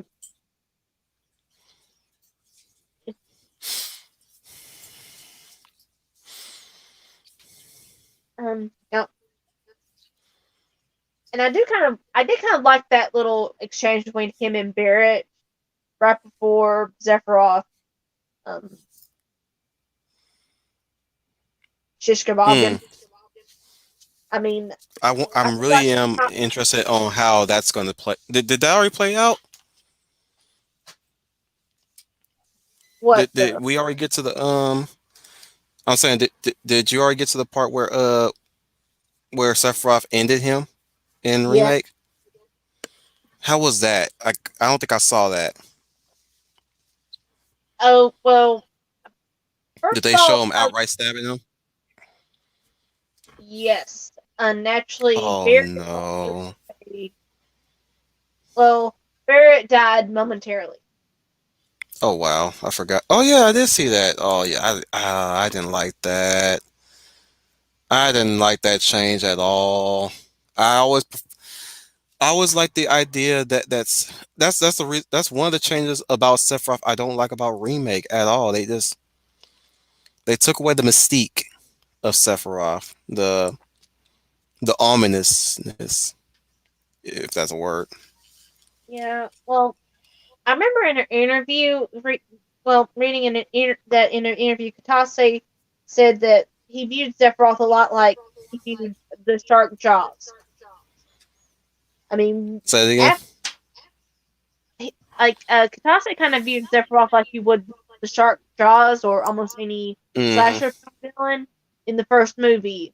I mean, after that first movie, you already know, unless it's something like Scream or the Prom Night movies, where your villain changes from movie to movie.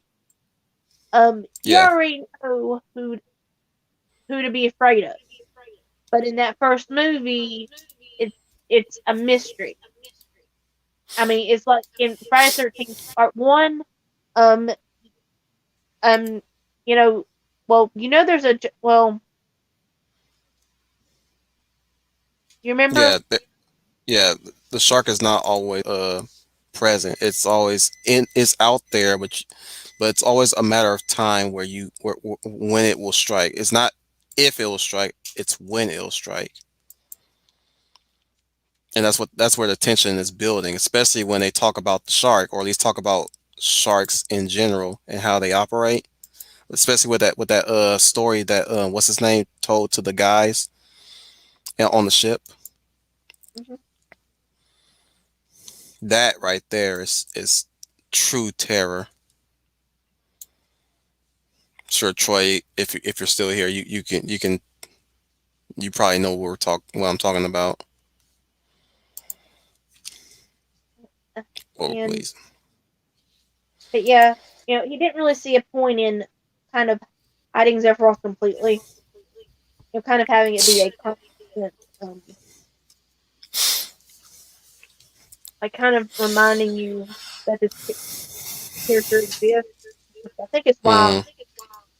he was more of a allusion to Cloud and working and kind of hinting at Cloud having PTSD. See, I like the whole Cloud having those spikes in his mind. That's one thing I did like was when that happens, it kind of gave a bit of a immersive immersion. I don't think that's a word to use. Like when you see him when his head throbs and he starts attack, I'm like, I like that. That's kind of like a like a muscle conditioning where it activates it and he goes ham on the enemies. I like that idea. I just didn't like the fact that Sephiroth would just pop in out of the blue in his head like that. It's like, no, keep him a mystery. Keep him a mystery. There's no reason for him to be just popping in out of nowhere. I can handle the whole his brain activates and he starts going ham, but Sephiroth just popping in and making him like a crazy person. No, can't deal. Can't deal. And I think they also done it for people just coming into the series, or he's just so. Even if you've never played Final Fantasy VII, you know some of the events and some of the characters. You know Sephiroth is your main villain, Hmm. right? I mean, you know Cloud's the hero, and you know that Aerith is gonna Yeah, like. kick the bucket. But I think what they were with the way how they're going with it, they're I will give them this. If this is their way of subverting expectations, they're doing it right. I'm going to give them that much credit. And and this is as about as much as I can give them right there. This is where I'm saying this subversion of expectation is good. It's good.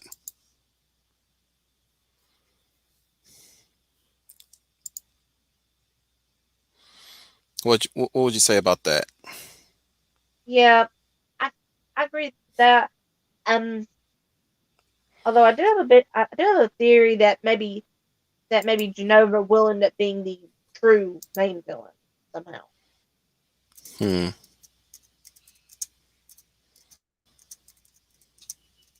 Excuse me. And let's I don't mean see. to pause on a show. All right. Scarlet. How'd you feel about her design? Scarlet is nice. I like it. I also like her pompousness. Yeah, they nailed her. Not just in the design, but even in the portrayal of it. I mean, visually, vocally, it's like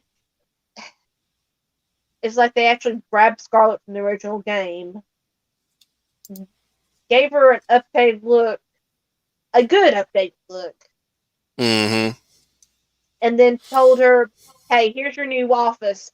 Go do your thing, girl."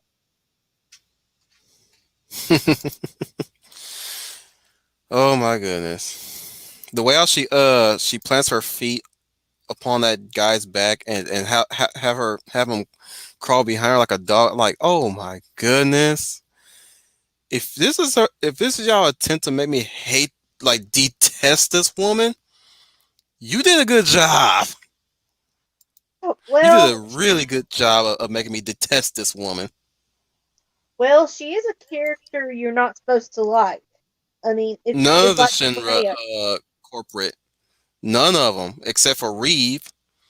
Except for Reeve, you're not supposed to like the Shinra corpos at all. Like, but dude, like there's a like if you put a character in there and they're not doing a good job making you hate the character, you're not doing a good job. They did a good job, really good job of making me hate Scarlet. And that's a random Shinra soldier that you're gonna end up wiping out anyways. But still, like you know, we tend to look at mooks as faceless things that you destroy in game, right? Mhm. But when you see something like that, you just like, dang, I feel sorry for that dude. Yeah, and then you look at what Heiniger does too. Oh yeah, oh yeah. It's like they're trying to one up each other on who's the most just detestable person that's gonna treat disposable subordinates the way they do. It's like somebody's trying to say, well, at least you're not using one as a footstool. Well, at least I'm not sending one. At least you're not the only one who's sending them to their deaths. You know, stuff like that. It's like, are you guys are trying to one up each other on who can abuse their help the most? Yeah. Let me see. Well, I want to say that Hojo has him beat, Yeah, yeah. Regardless but what do you of think? what I'm saying about them, you know what I'm saying? Regardless of what I was saying about Heidecker and Scarlet, at least they're not Hojo.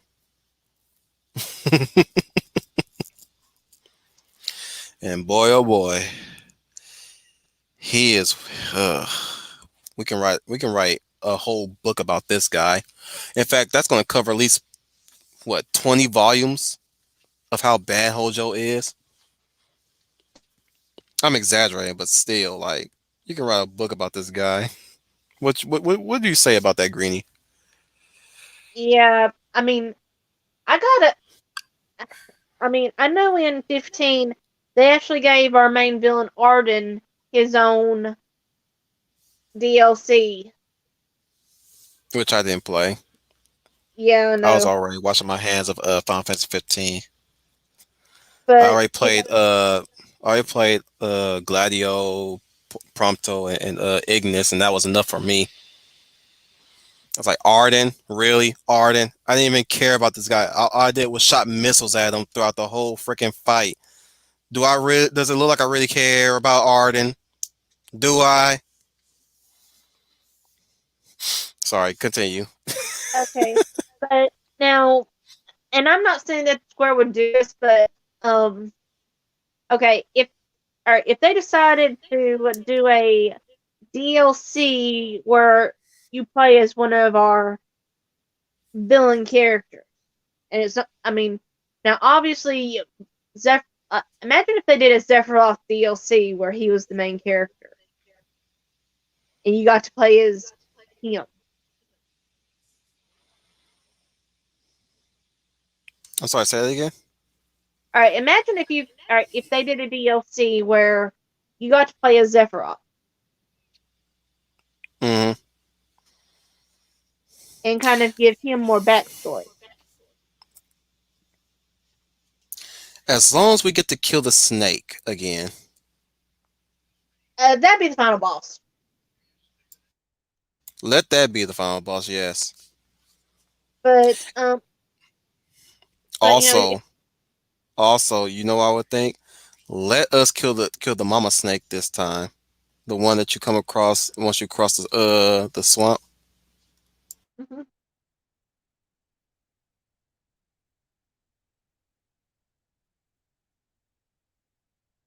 okay, No, that's all I was gonna say. You can follow through if you want. yeah, uh, yeah. Now that would that one would be great for Sephiroth. I mean, I think if let's be honest, if they actually done that and they charge us $10 for it, people would eat it up. Sorry, repeat that. I'm sorry, if they actually done that and if they charged like $10 for it, people would eat it up, right? I mean, there's even Yeah, they jokes. would. I mean, but if they decided to do another villain character, I mean, let's see. All right. If you could pick, like, for example, if they had decided to do a Rufus DLC, where it covered his time before he arrived after the death of his father.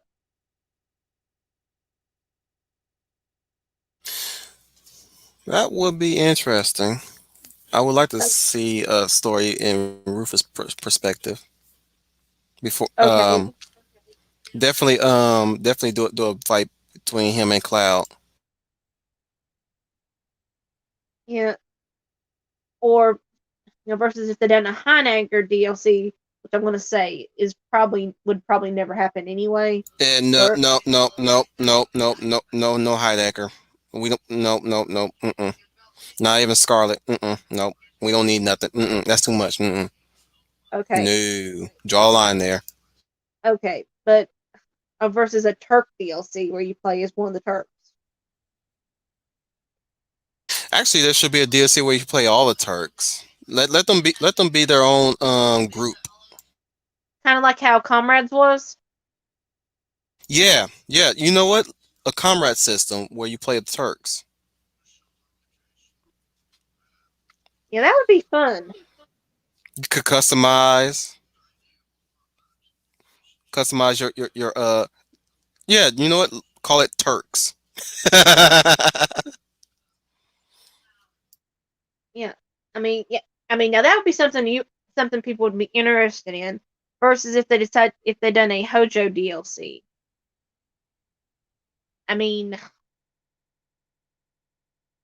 do we really want to see something like that? I mean, where we see how this guy went, just,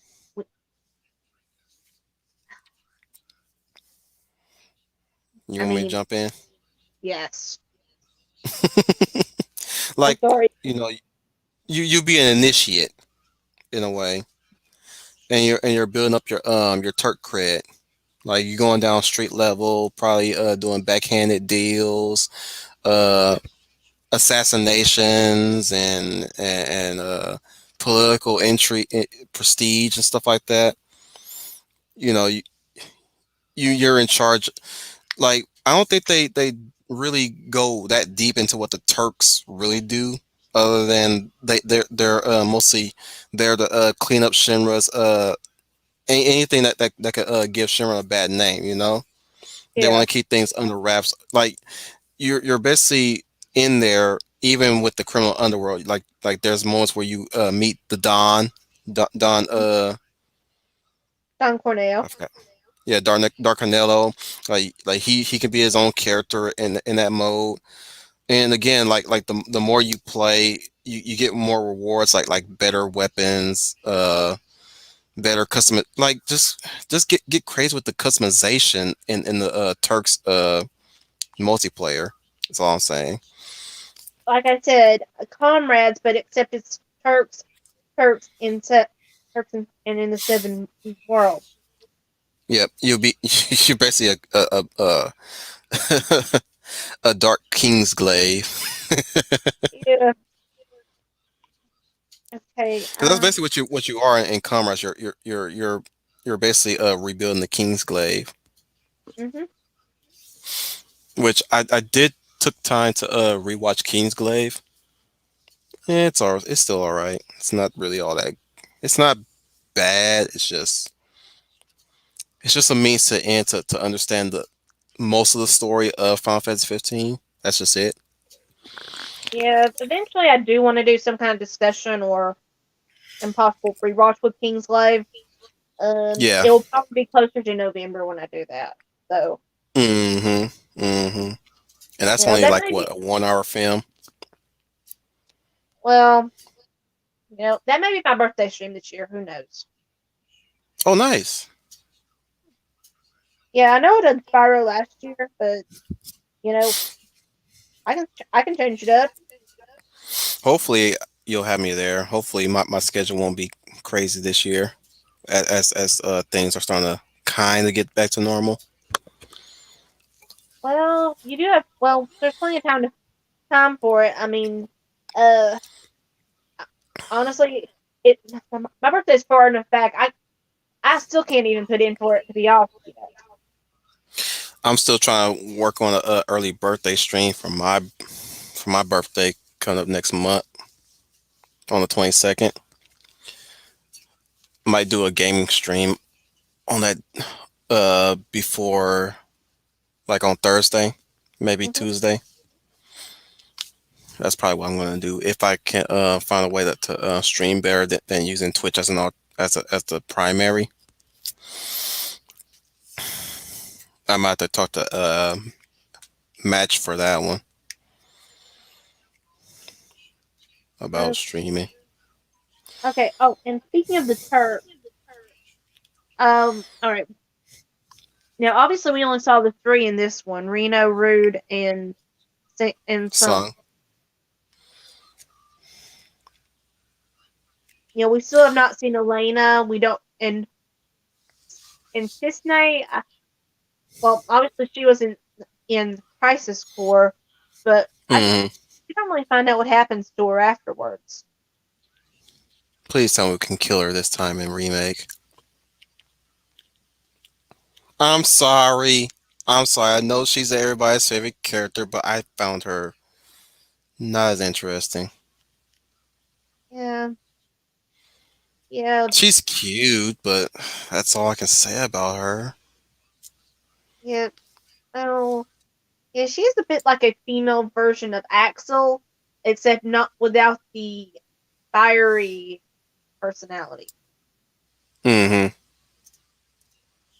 I mean, I feel bad saying that too. But of the three Turks, which was the best? Which was the worst?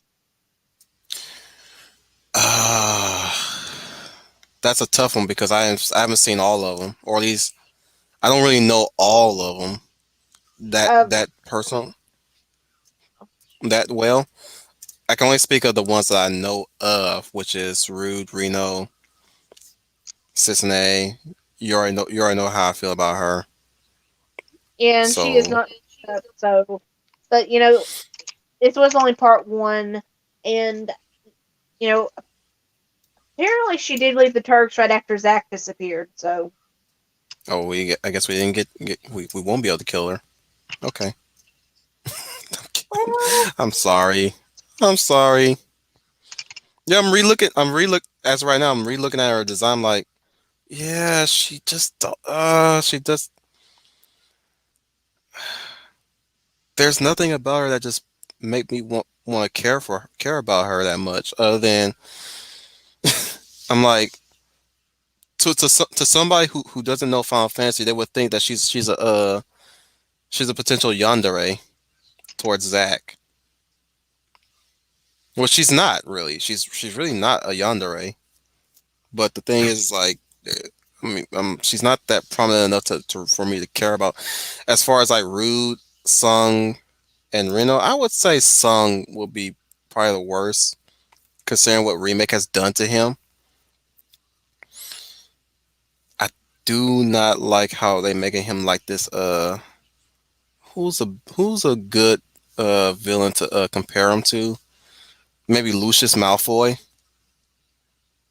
oh, He looks like the way how he introduces they introduce him. It's like introducing Lucius Malfoy in Harry Potter Chamber of Secrets. And like I do not need to be reminded of Lucius Malfoy. Lucius Malfoy is a is a cool character.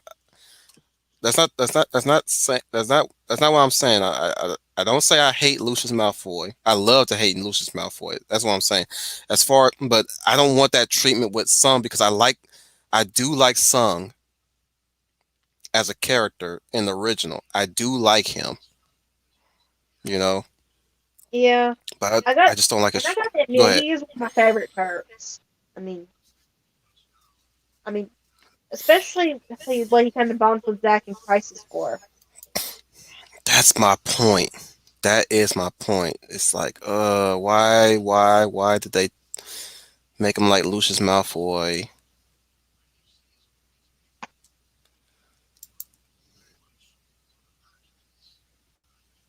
Okay, but what about Rude Rude, I love. I love Rude.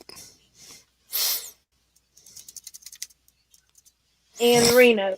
You already know my opinion on Reno. What's your I opinion? prefer Evet Children Reno and OG Reno. Um, Remake Reno is fine. We're both in agreement that his design could have used a bit more tweaking. Yeah. Like his personality is fine. I love his personality. I just know that you have a problem with his design.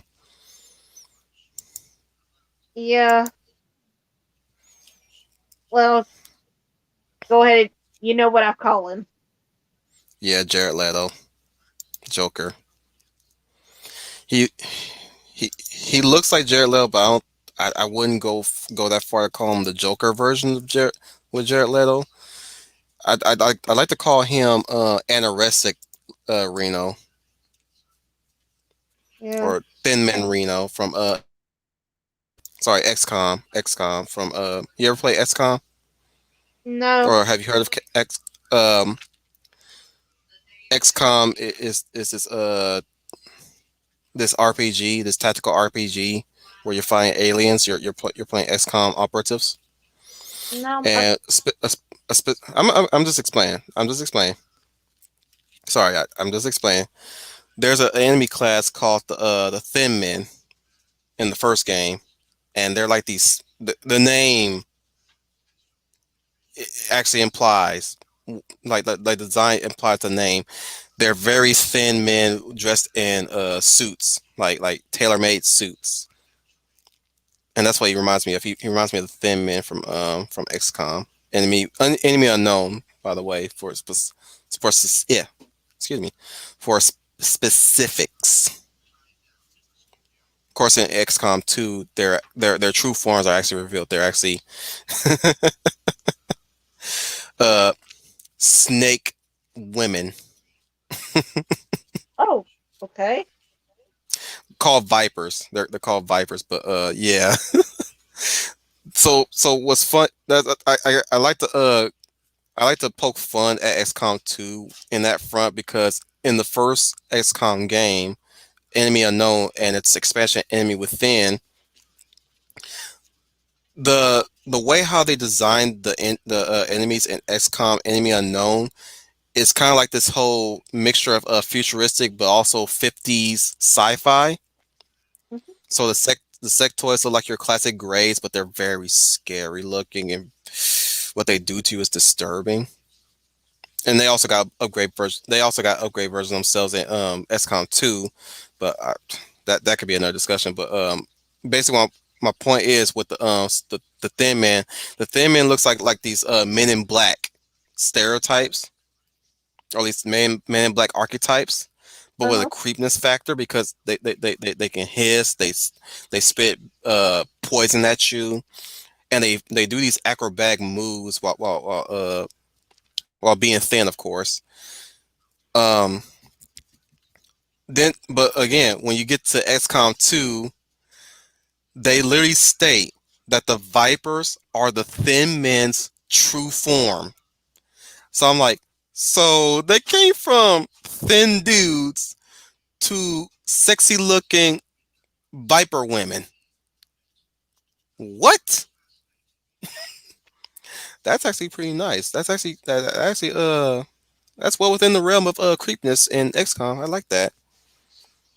Of course, you do get to fight in the DLC. You get to fight a male version of the Viper, King Viper, as they're called. Oh. So there is a male. Okay. There is a male. I think they're made though. They're not born. It's predominantly female in their species. I don't know how they reproduce. Well, by the sound of it, it could be like how there are some fish that will actually change their gender. That So, too, or they could be reproducing asexually. uh, yeah, They are reptiles, so yeah, reptilian nature.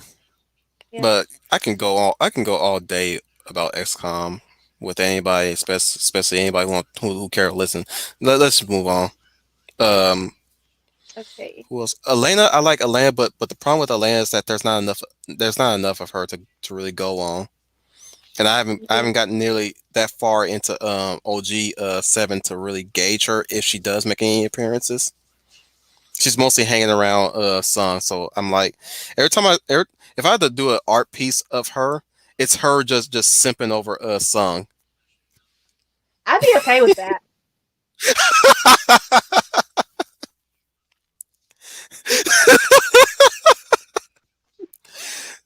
I'm laughing because you agreed.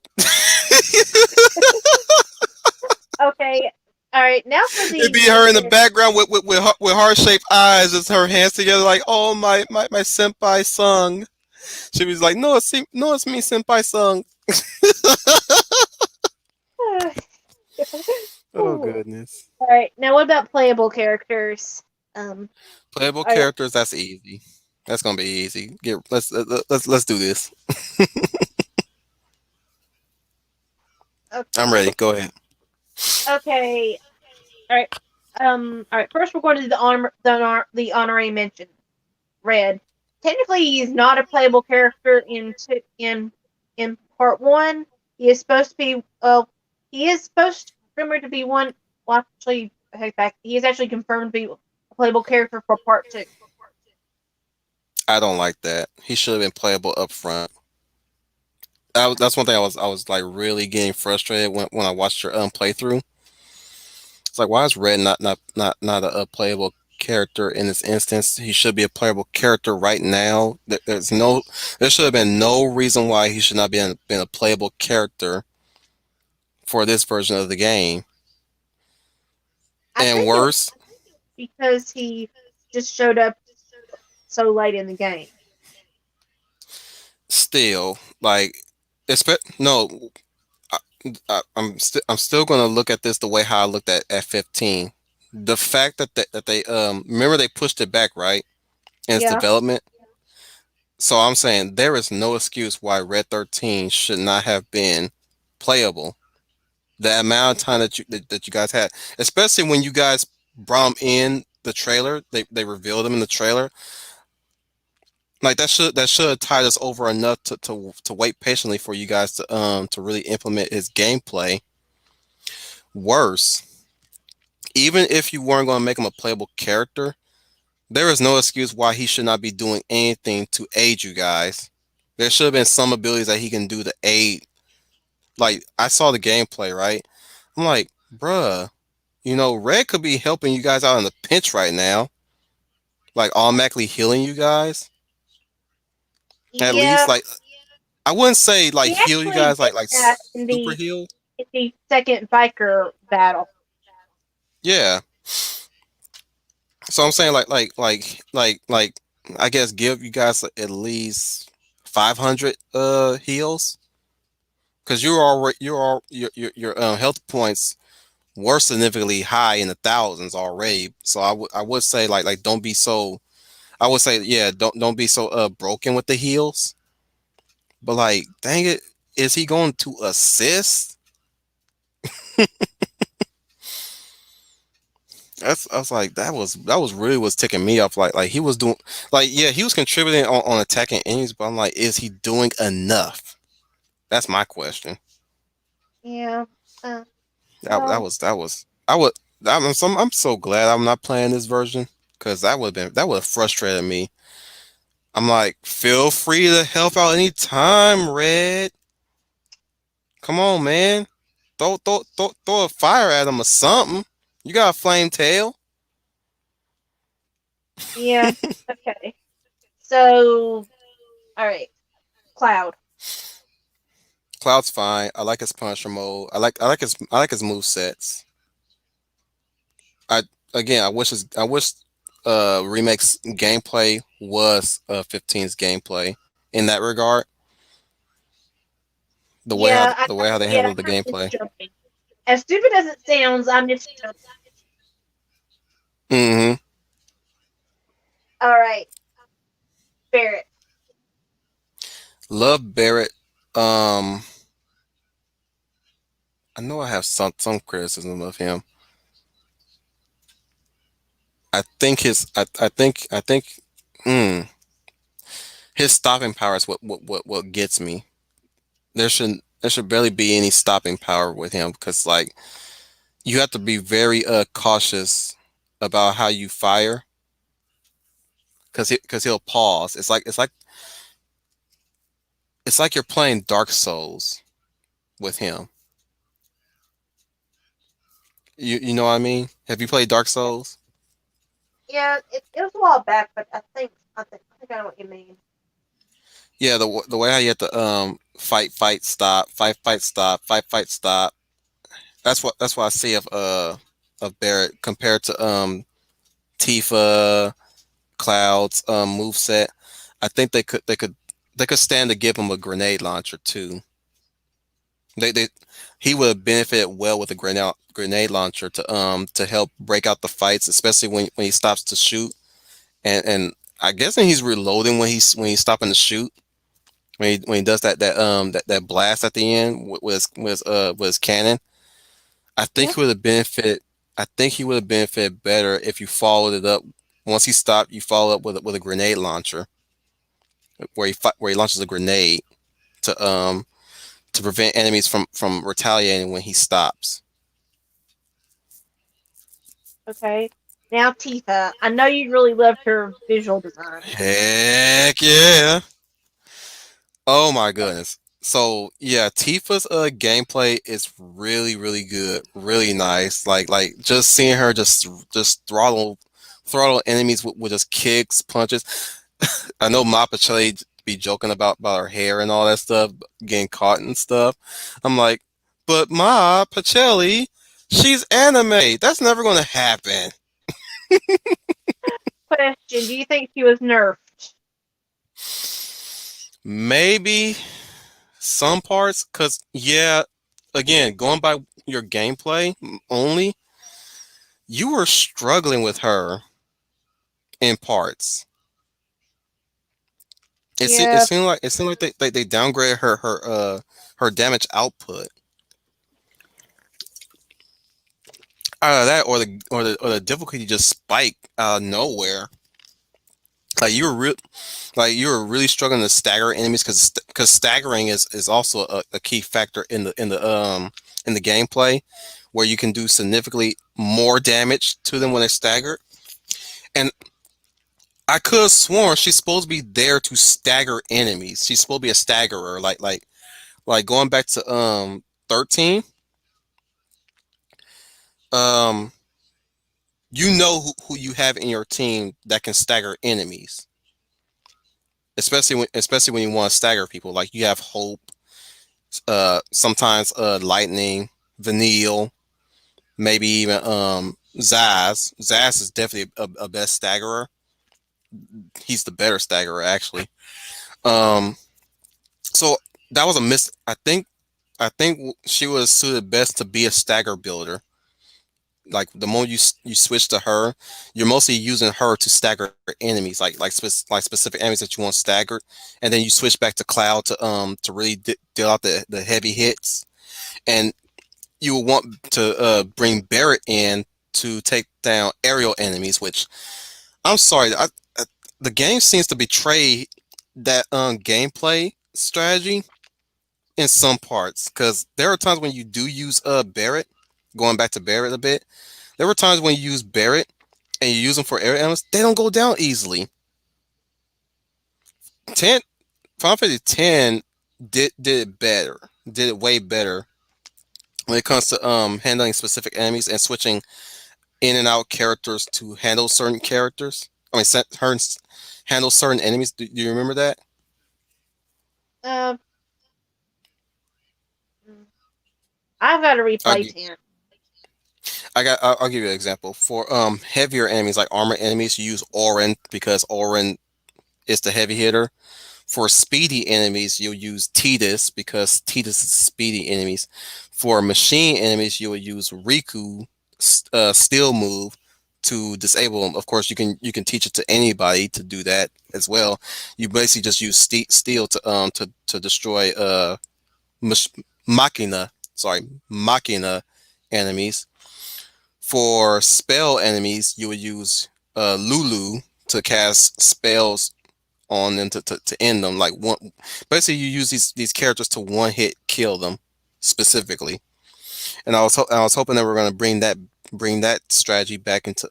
I was hoping they were implementing that strategy in a remake when you use Barret to specifically target area enemies. Boom, they're dead. For heavy enemies, boom, use Cloud. He's got the Butcher Sword. Duh. Use the big sword to take him out. For staggering enemies specifically, you use Tifa because she's faster hits. You know.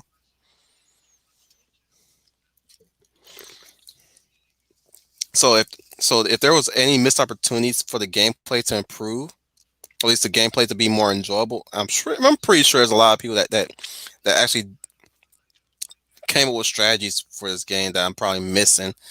But specifically, what I'm trying to say about Tifa is that she should work best as a staggerer in the team. What do you think? Yeah, but actually not quite what I meant. I mean, obviously you know the controversy about her sports bra. Oh, that.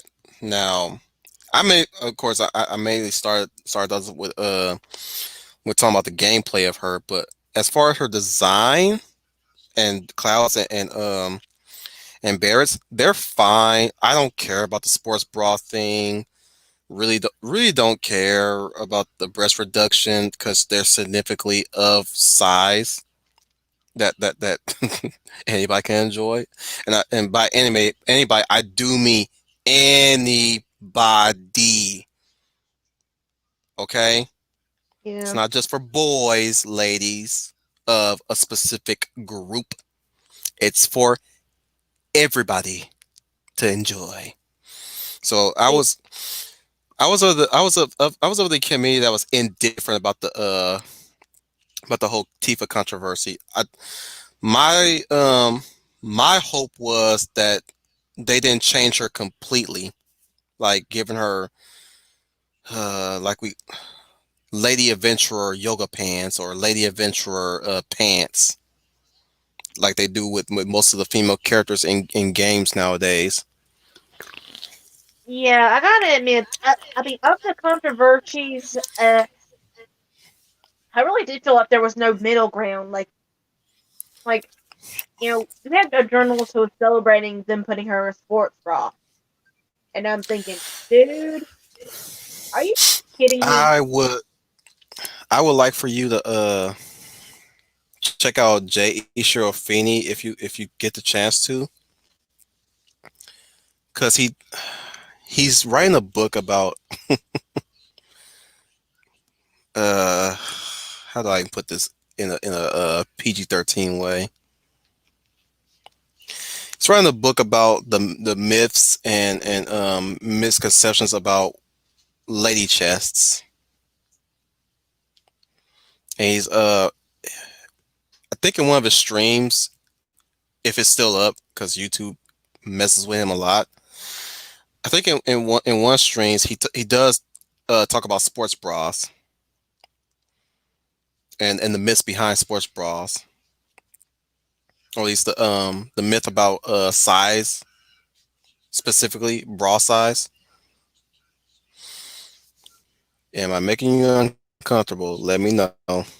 No, I'm just gonna say, part of my job at where I work at is selling bras. I'm gonna flat out tell this guy if if I ever see this journalist, I will explain why his misconceptions on female anatomy is wrong. Because we don't sell that many A cups unless it's for girls in training bras.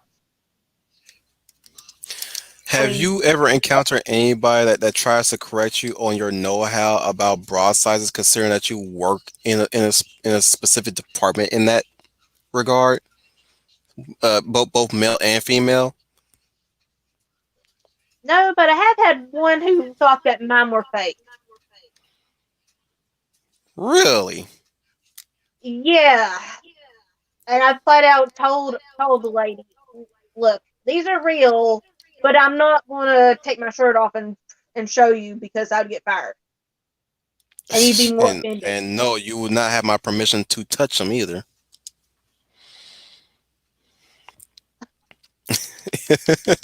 Sorry, I didn't mean to get graphic there. But here we are now talking about jugs. Let me stop. Let me turn it off. Let's move on. Let's move on. Okay, Eris, I already know how you feel about that one. Moe Arif. Okay. I already said what I have to say about Moe Arif. Now let me tell you about her gameplay. Her gameplay is nice. Again, it's the same thing with Tifa. I think she should work best as a staggerer. Every time I saw her attacking with her staff, shooting all that white stuff, that sparkle stuff at the enemies, I'm like, this is reminding me too much of Final Fantasy 13. And why is this not staggering enemies as she's attacking? Like there's golden opportunities for all these characters to stagger these enemies, and it's taking far too long for them to stagger them. Unless they're Yeah, unless it, unless when you upgrade them, there might be something. I'm not saying that I don't mean to critique you, yeah, I Greenie, did but reflect on that. I don't know if you're missing any I'm sorry, I don't miss it if you're missing any notes that allow them to stagger faster. That could be it. I'm not sure, but this is your gameplay. You know, you do you, right? Right. But like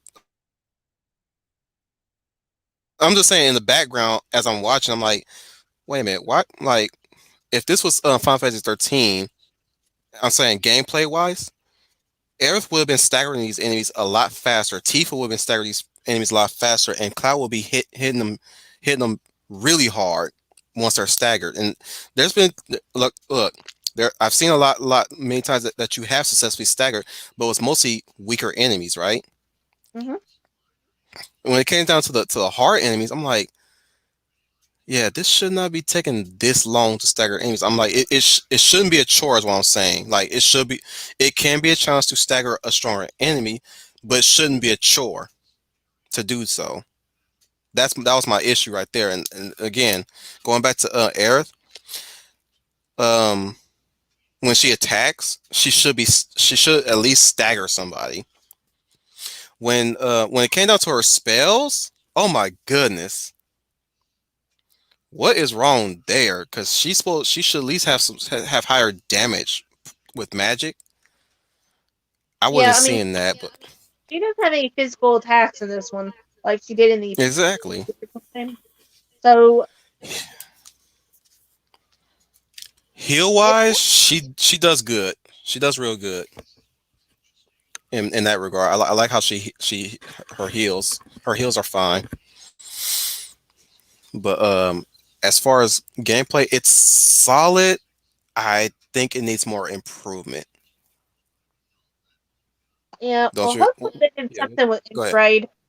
Grade. I mean, it is coming out in June, and they have had a little bit more time to work on it. I mean, I know that Square has said that um that that there is some cosmetic improvements. I mean, they are they fixed lighting, they fixed textures.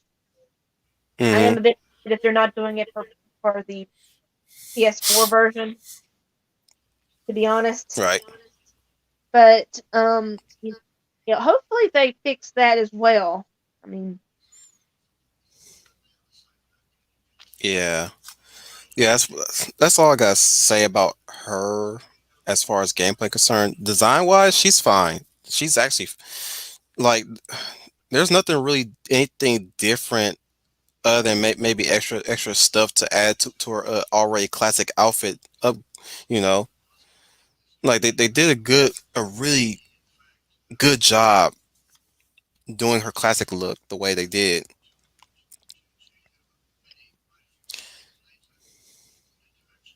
Okay, and all right. So of my gameplay, what was your favorite section of the game? I would say the reactors mostly. You didn't even ask me about Jesse or Wedge Oh, or Biggs. wait, how did I? Oh, okay, different page of my notes. Okay, what? So Avalanche. Now, obviously, Avalanche. Go ahead. well, now obviously there was a little bit of a difference between the original and this one. I mean, we did get a little bit more Hmm. time with them. I mean, they got their own mission, and we got to see Jesse flirt with Cloud a lot more.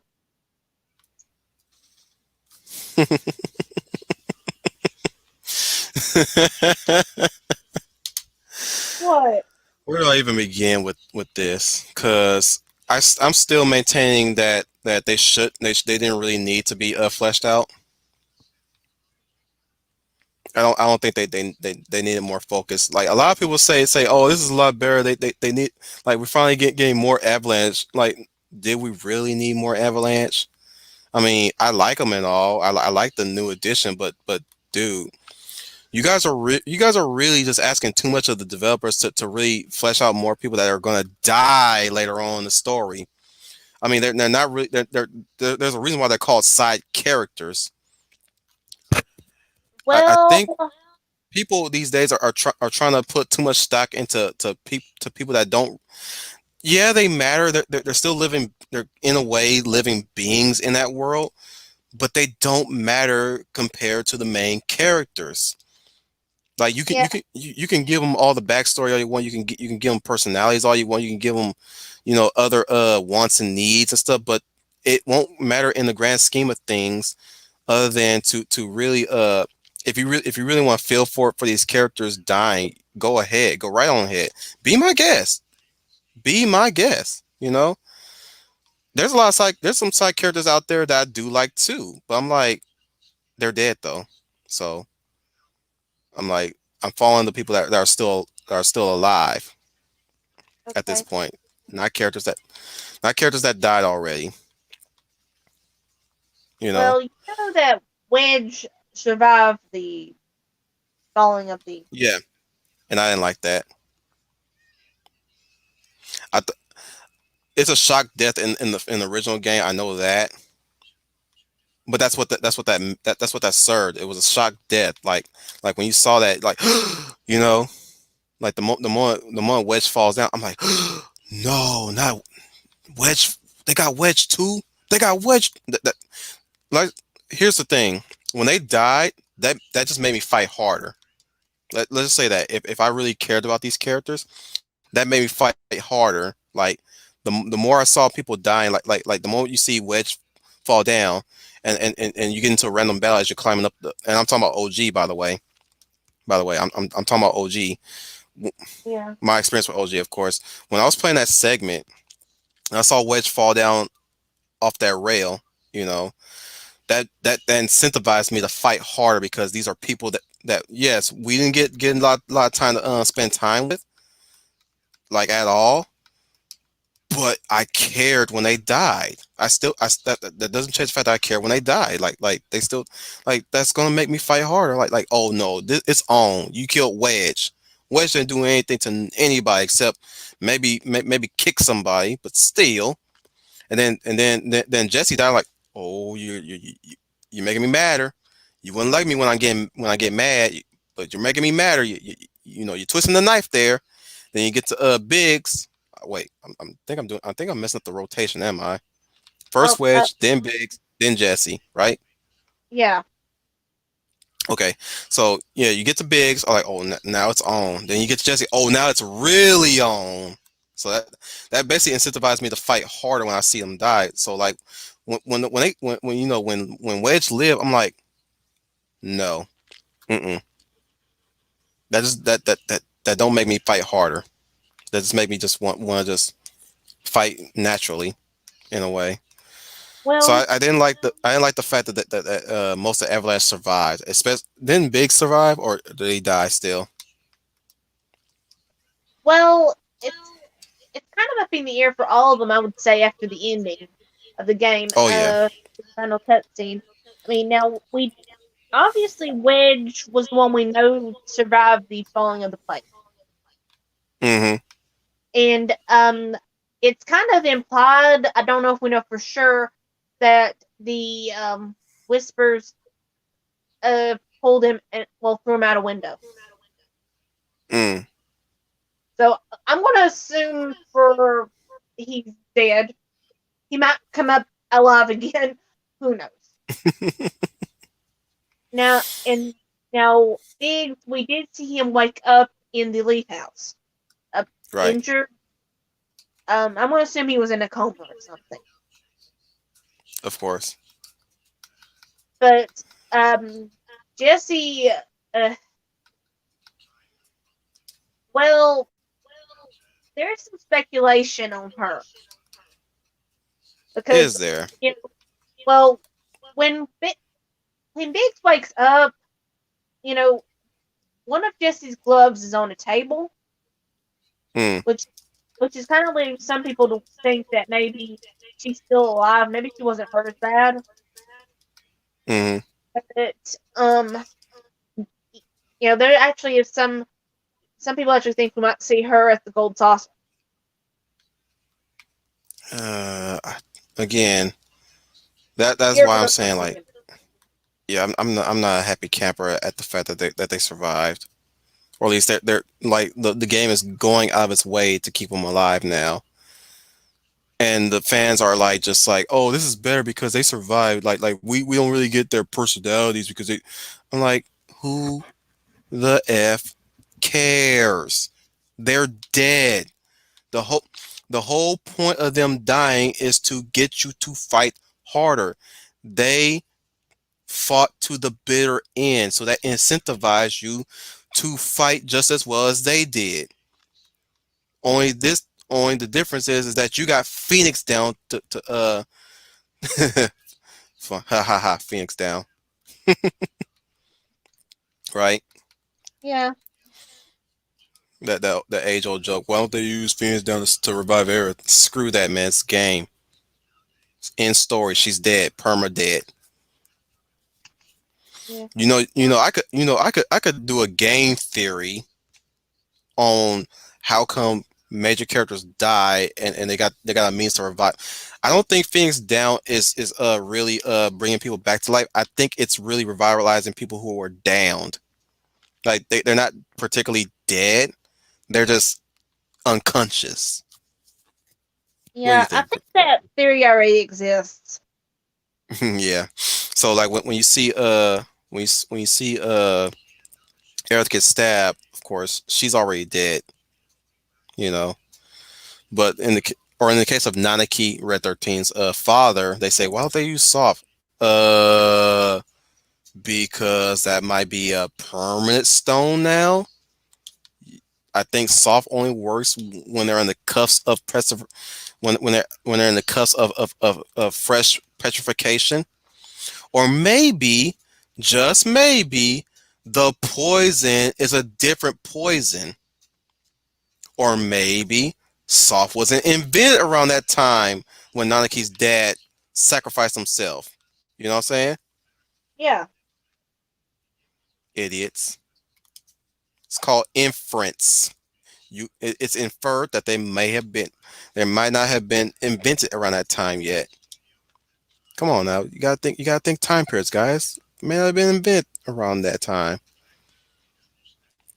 yeah. Um. Oh, this is actually going back to 15 for a second. But apparently, there is one item you get in 15 that is supposed to kind of help prevent death. That was invented. Hmm. That was invented by a king who lost his wife shortly after becoming king. Interesting. Very interesting.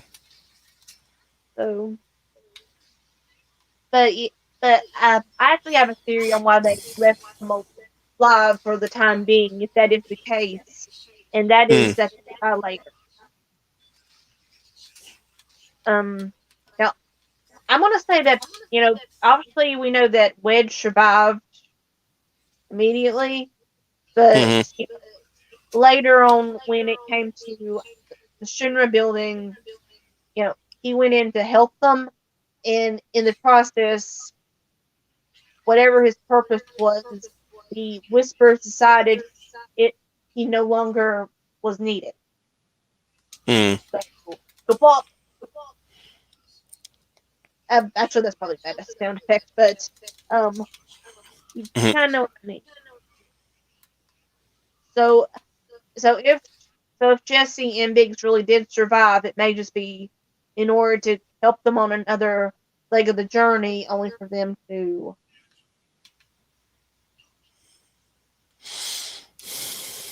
I just know that if that is confirmed, or at least if that happens, Wolfie's not going to be a happy camper about it. Yeah, I mean, especially because I just realized they're. Oh, I really hope I'm wrong. I'll tell you later because I just thought of something. Mm. Make Yeah, sure you're writing this all down, Green, because you might forget if once we end the stream. yeah, okay, but okay, now now my favorite area was probably the train graveyard. Mm. The One, train graveyard, definitely. yeah, Um, it kind of got some of my favorite things. One, I love ghost stories. the what? I, The ghost story? Oh yeah. yeah, I love ghost stories. And two, it's got trains, beautiful, beautiful trains. Oh yeah. I forget. I almost forgot that you're a sucker for trains. Yeah, uh, yeah. Not to use that If there's ever that type of phrase, but that's as much as I could say. Greenie has a thing for trains. Good to know. Good. Continue. Sorry. and obviously we do get the now. Like I said, this was an expanded area. It did take away more time, but it didn't really feel like fluff, and you really well, you do kind of feel bad for the ghost, and it kind of explains how the trains that have been I'm taken offline for no telling how long are still able to Mm. move.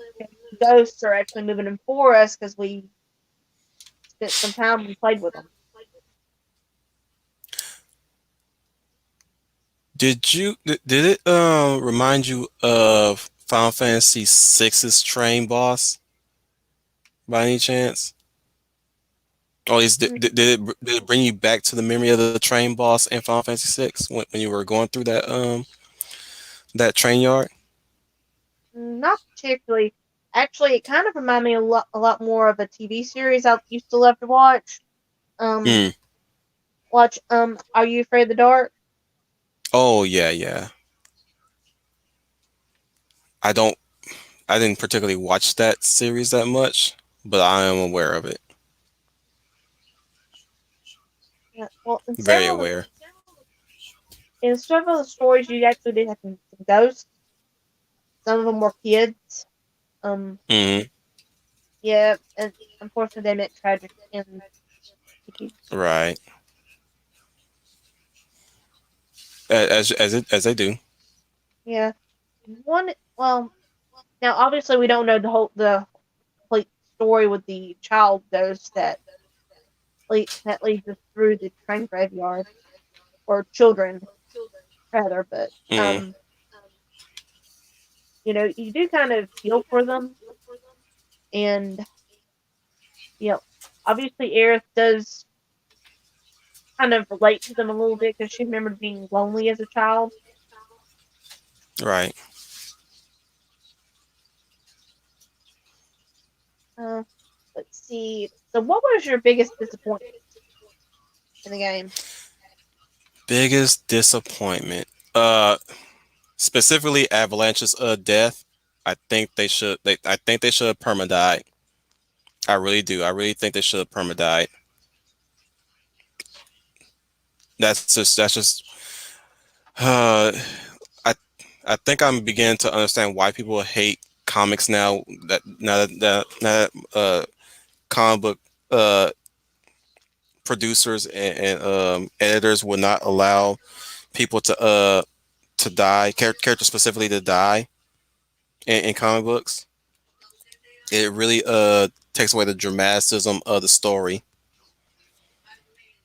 Well, there are certain characters where their death and resurrection has almost become, well, cliche. Like Superman, for example. I mean, Superman gets that exception, or at least certain superheroes get that exception now. I will or say, Optimus Prime. yeah. At least in the case of Optimus Prime, he's a robot, so you can work around that. Um, I understand how people would think Superman's death is cheap now, because considering that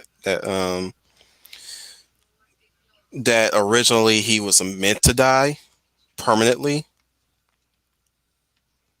but they were able to write around it in a way, or at least Mhm. write an explanation as to why he lives, how he's able to live, which is comic book magic, of course. Well, But like, yeah, again, I can see why people are really testy when it comes to death and resurrection of characters in that regard, because yeah, it really does cheapen dramatic, especially if it's a remake of a story where you already know originally the characters died in this part of the story, and now you're telling me that they're going to actually survive this more so than they do it in the previous story. So yeah, that's why I say like Avalanche, the death of Avalanche was really like a big letdown, considering that I've seen so many gameplays of them surviving, uh-huh. uh, and well, it's kind of dumb. It's kind of dumb how, again, like I said, it's kind of dumb because, like, as I explained it again, and I'm repeating myself, I know that when they died, that incentivized you to fight more because people have gave their lives, so it's time for you to nut up and ante up, basically. But go ahead, Greenie. well, Sorry, the go thing ahead. is that, and this actually predates the remake for decades. Well, not decades, but years. There's actually a piece of fan art that kind of Mhm. jokes that, okay, first part is it's Aerith right as Sephiroth is getting ready to strike her, and then they joke that there's a DLC that Square releases a DLC I think it's $99, whereas that Mhm. to resurrect Aerith or let Aerith live, and then the next panel is us, the Square Enix financial department, drowning in money. Wait, say it again. Like the financial well, the accounting or financial department in Square Enix is like, oh, we're being crushed by all this money.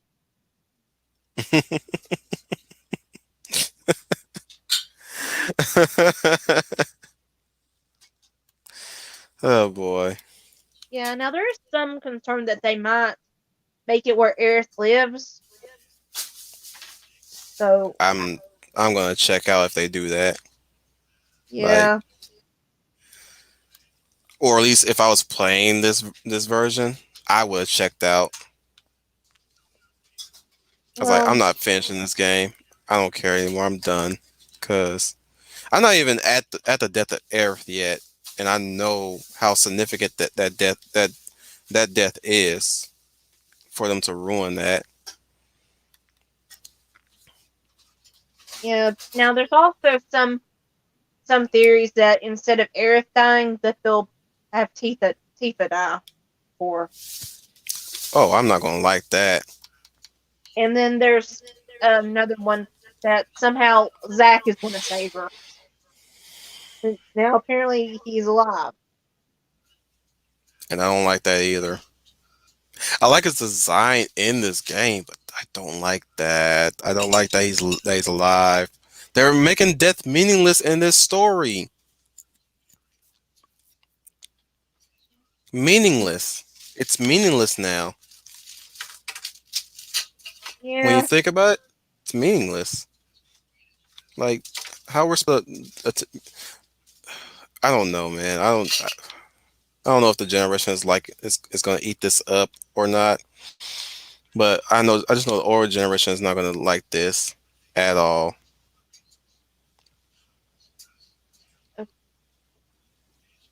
And actually, I have another theory, which kind of I promise I'll tell you later. It kind of Hmm. goes into what I was talking about a minute ago. But yeah, and I am so I so hope I'm wrong. Yeah. But okay, so I'm gonna say that my biggest disappointment. Ugh, where do I begin? You got a lot. In some areas, yes. Well, I think I really hated that stupid mini game with the pump. It just felt awkward. Yeah. I feel like like they only done that so people could ship Aerith and Tifa. I mean, come on, you. Cloud's a strong guy. You want his help to fix a plumbing problem. Hmm. I mean, Aerith is zany. I'm sorry. She just is. Hmm. I mean, I don't know what to say on that one. Just it it's poorly mismanaged in that front. It's I saw you struggle so many times. I was trying my best not to laugh. something else I do have a problem with was okay. I actually changed the difficulty on my other game. Well, when I was playing my chapter select save of the game, Hmm. and apparently it changed it across the board. So that's why Wow. one stream I was struggling. I mean, just imagine. Okay, if you have someone who's playing on hard mode, and Yeah. then suddenly, if say someone who's just starting to play the game comes in, they have a different save file, and they don't know to change it back to easy. Hmm. I mean, they had no problem keeping the difficulty levels separated on other games. I know Kingdom Hearts, you can do it. I know in Yeah. 15 they have, but for some reason, why change it across the board? In Right. this one, I mean, are you going to assume that it's going to be the same person playing this game in a different save file? Yeah, I mean,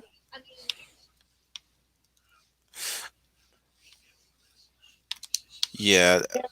this is I some, think that's I think that's more a lot of games that are doing that now. Seems like they're trying to do a little mandate where they're trying to open up to casual players versus skilled players. There's they're only appeasing one side, it seems. Too much. Far too much. I don't get that idea. It's like once you make everything too easy, it's not really gonna bring people back to to playing your game. It's just it's gonna alienate some fans, and it's gonna bore the casual fans. They don't see that like how I'm seeing it. It's like yeah, I kind when you of, play things too easy, it's like you're gonna get bored. When you play things hard, you make things, yeah, it can get frustrating. It can get frustrating, but it makes things interesting, especially when you accomplish being something that was super hard. What you gonna Yeah. say, Greeny? Well, I also remember another games journalist. Actually, it might have been the same journalist who complained about those chess. Yeah. Um, but okay, when the demo came out, he complained it was too hard. Oh, that guy. Yeah, and then when the game actually came out, he complained it was too easy. See, this is why they should not be the arbitrary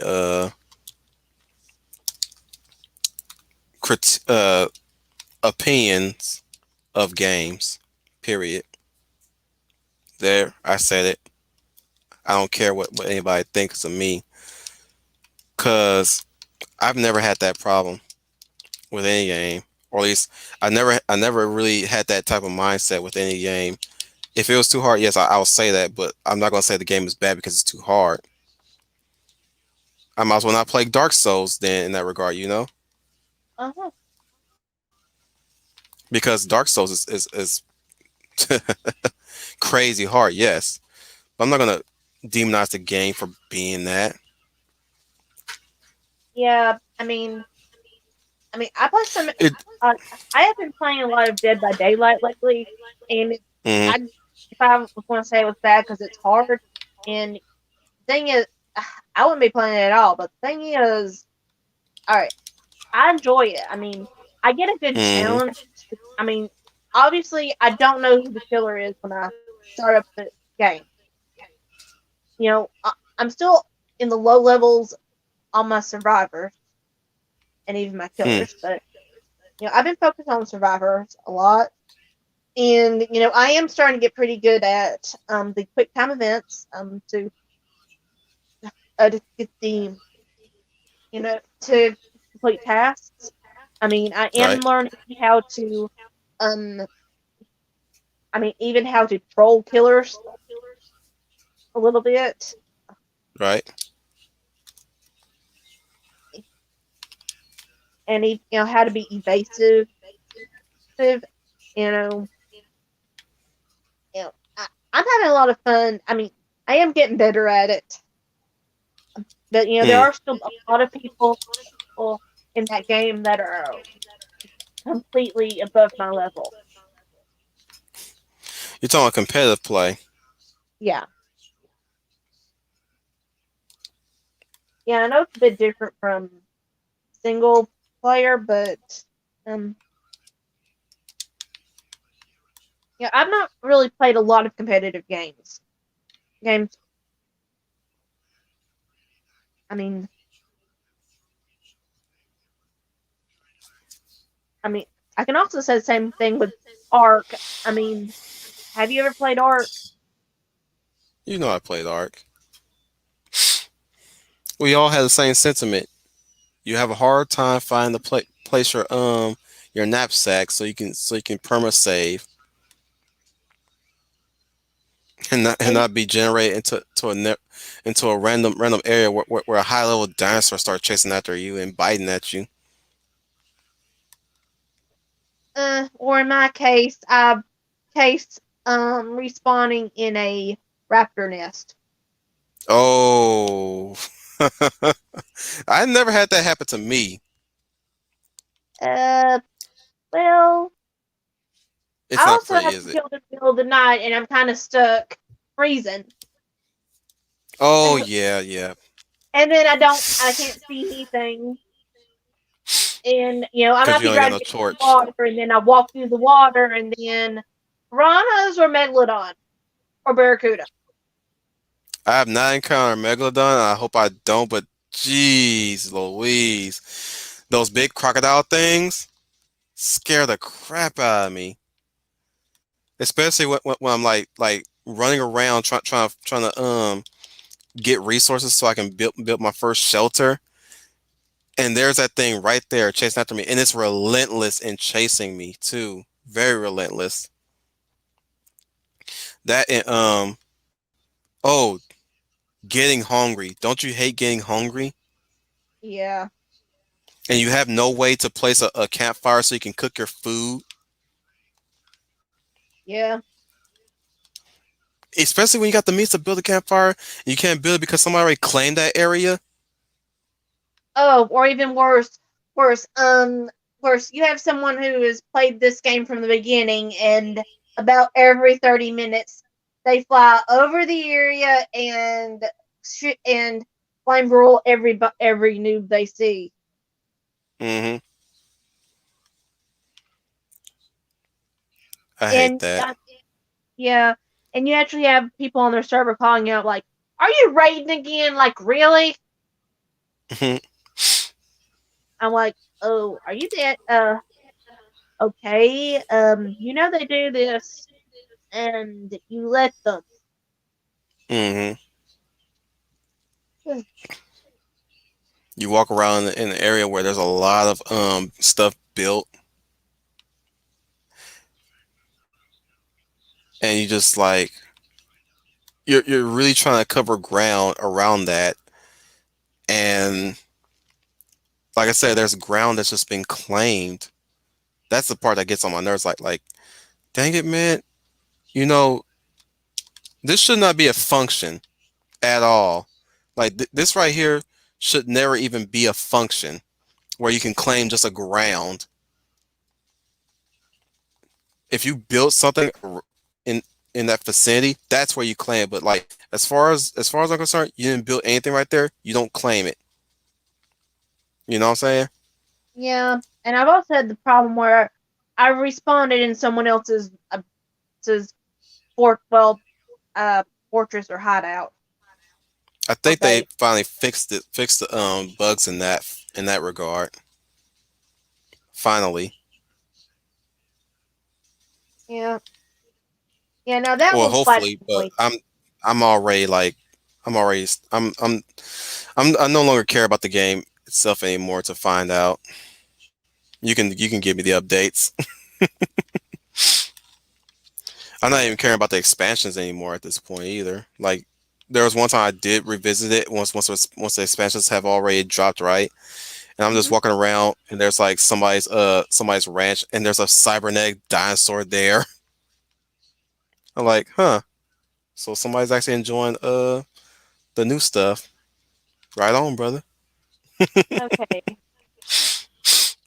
Excuse me. okay. Now, what would you think?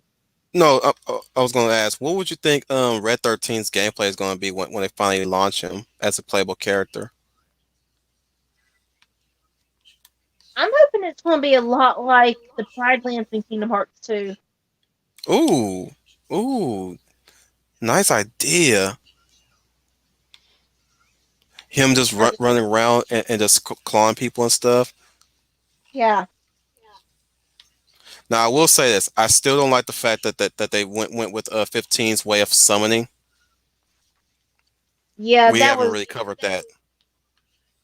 um Yeah, we haven't okay. covered that one. Now, mind you, I do like their designs, the summons. I Yeah, still like the designs of the summons, especially Shiva's. yeah. Hmm. I know some people did complain that we got the summons too early, though. I wouldn't say too early. I would say it's too convenient. Like you go to Nomura's pet to get into a simulation and fight them and beat them and then now you acquired them. That's what I Except mean. for Ifrit. You guys Yeah, should have got him from Jesse. right. That's what I say. It's too. Point still stands. Too convenient. Like Jesse just happened to have the materia that summons Ifrit, and she has not. That's another that kind of breaks the story. At no point does Jesse pull out Ifrit in certain situations. Yeah, I mean, wouldn't it make better sense if she kept it herself? I That's all I'm mean, saying. Like that would have came in handy in the fall of Avalanche, right? yeah. I mean, That's what I'm saying. Like that's why I'm it, like. I'm like, you know what? She should have died. All of them should have died. It would make way more sense for them to die instead of just, you know. I'm like, what are these guys doing? What are you doing, Square? What are you really doing? What are you trying to do with Final Fantasy VII? It makes me really interested in what that original tech demo for seven was, what it was going to be like. It really makes me that interested. Did you ever see the tech demo for that one? The original tech demo that came out like around PlayStation 2007, 3. 2008. Yeah, the PlayStation 3 version. Oh yeah, one of my friends actually showed it to me, and and he and he told me, "Don't get excited. This is just to show off the graphics for the PlayStation 3." Mm-hmm.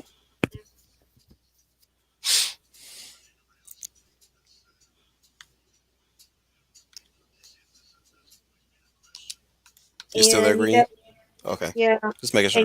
ever since then, I, and that has been something that has been something people have wanted. People, um, I think it's kind of what got the ball rolling, even though it took them over 10 years to do it. You know, Mm-hmm.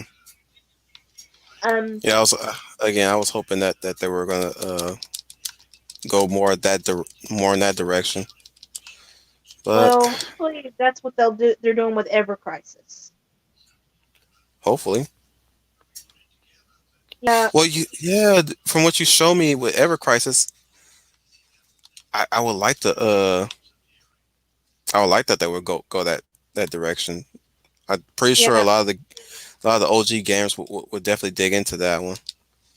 yeah. I think that I might have already said this, but I think that part of the reason why they're doing Ever Crisis like they are, at least in part, is to kind of um do some damage control because of the changes that people didn't like in the remake. Yeah, I mean, now not that's not to say that they weren't already planning on doing something like that, but um, now there were some leaks for part one prior to it being um released. At least now obviously you uh, and actually someone told them to me it was in the comment section of the video that had nothing to do with Final Fantasy 7 at all. Yeah. Um. All right. Now they said the story was supposed to be more female centric. female centric. I hate that word. Yeah. Do you think it was female centric? And this version, Yeah. no. Okay. And that they were completely changing the story. Now, as far as I'm sorry, trying to process what. No, when they say female centric, are they referring to remake as a whole? I'm not sure. Like the person who said it was trying to get the commenter on the vid, like the person who was doing the channel to do a story on it. And this Mm, was after the whole Tifa controversy. okay, Yep. And one I quick think note that. on that: people are Mm, still saying that, uh, like, oh, we're glad that the game didn't sell well, and part two's not happening after with it and Tifa. And like, I'm still thinking they didn't do anything to her. no, they didn't. They really didn't. And She part two still is fights the happening. same. Her personality is still the same. She's not educating she's not educating Cloud on his male privilege. She's not made into a soldier. You know, she's a mercenary or a terrorist, as Shinra like to call Avalanche. You know, but like still like Tifa, like you said, Tifa is still the same person through and through. She still makes drinks and slide them over the cloud. You know, she Yeah, still runs a bar. Like I don't get this idea that somehow Tifa's a better character because of a minor tweak, or at least it's supposedly female centered because you made a few minor tweaks to a female design. I mean, she's still busty. She's still yeah, kicking butt. Like I don't know. I don't know. yeah, But female centered. Let me focus on that real quick because that's a phrase that I'm hearing far too much nowadays. Like yeah. I mean, about every time I hear it, and this is coming from a girl point of view, I think, ugh, what franchise are they ruining this time? we're gonna make a new female centered story around this multi-million-dollar franchise, or this chapter in the story of this franchise is gonna be female centered. Ugh. That was for you to say ugh. Yeah. I mean, I mean, I'm sorry. We've seen it happen so many times. It's not even funny anymore. I mean, Well, here's another thing, Greenie. There is a lot of female centered stories that they can sink their teeth into that are good. But the problem is, and I've said this in my streams a few times because a lot of my watchers who did comment about this. Well, why don't they talk about Xena? Why don't they talk about this character? I tell you why. Because men wrote it. They hate anything female related if a man wrote it because they don't think that that's a proper representation of a female. That is what to them, that is what they think men think of females when they write these kind of. So so I'm like, so you're trying to tell me that you don't like men to portray women kicking butt because they're basically on the basis of them being men. Basically by them by the virtue of them being men, you don't like that at all. Okay. But that's what I told my watchers, like they hate this because men wrote it. yeah. But I but mean, let a woman do it. Let a woman do it. They'll praise it to high heaven, even if the woman put the character in a skimpy dress or some nice heels, stuff like that. Or at least they'll see a character they'll assume is designed the way a man would design it, and find up and God forbid they find out that the character is designed by a woman, or at least the story is written by a woman. Boy, what I would like to hear them say, "Oh, they sending women back again," right? They're sending back. You ever heard that phrase? They're sending yeah. women. This woman sent women back to the '60s. It's I like the '60s know. all over again. I mean, I've heard them talk about some movies. I mean, oh, if this if Captain Marvel doesn't make $1 billion, it's setting back women 30 years.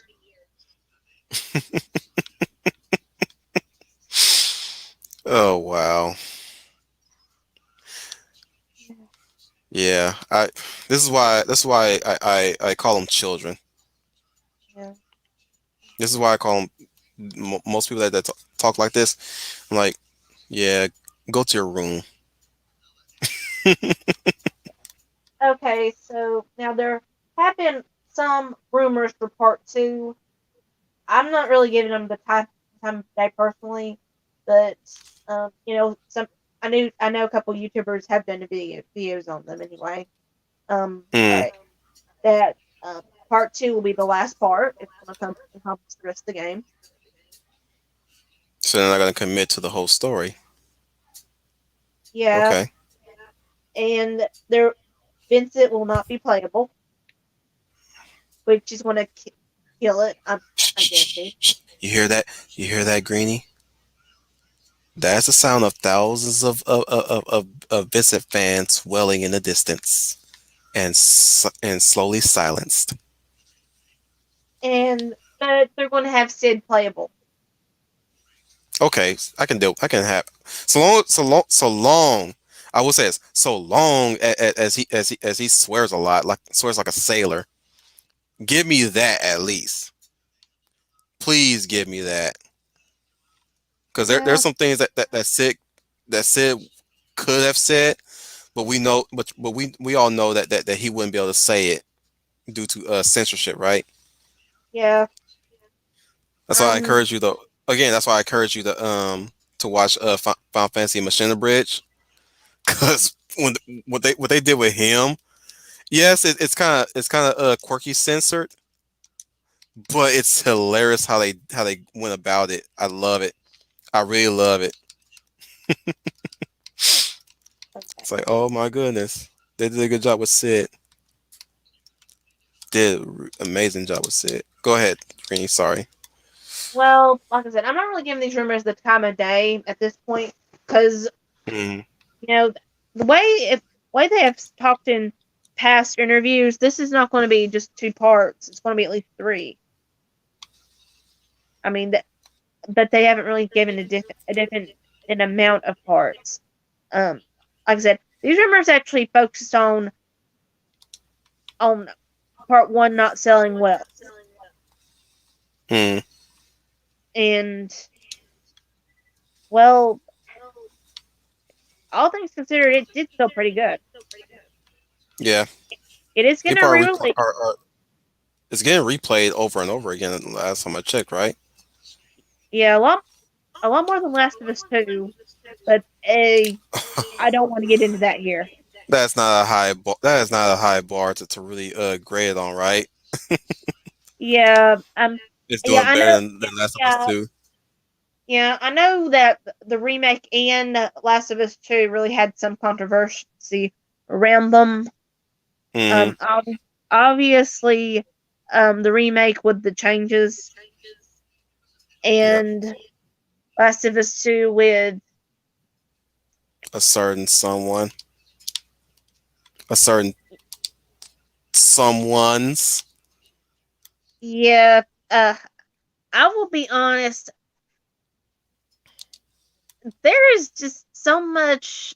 I mean, first, I don't really know if I can really complain too much about it because one, I've not played the first game, but I can complain about it because I can complain about it because I'm indifferent at this point. Very indifferent.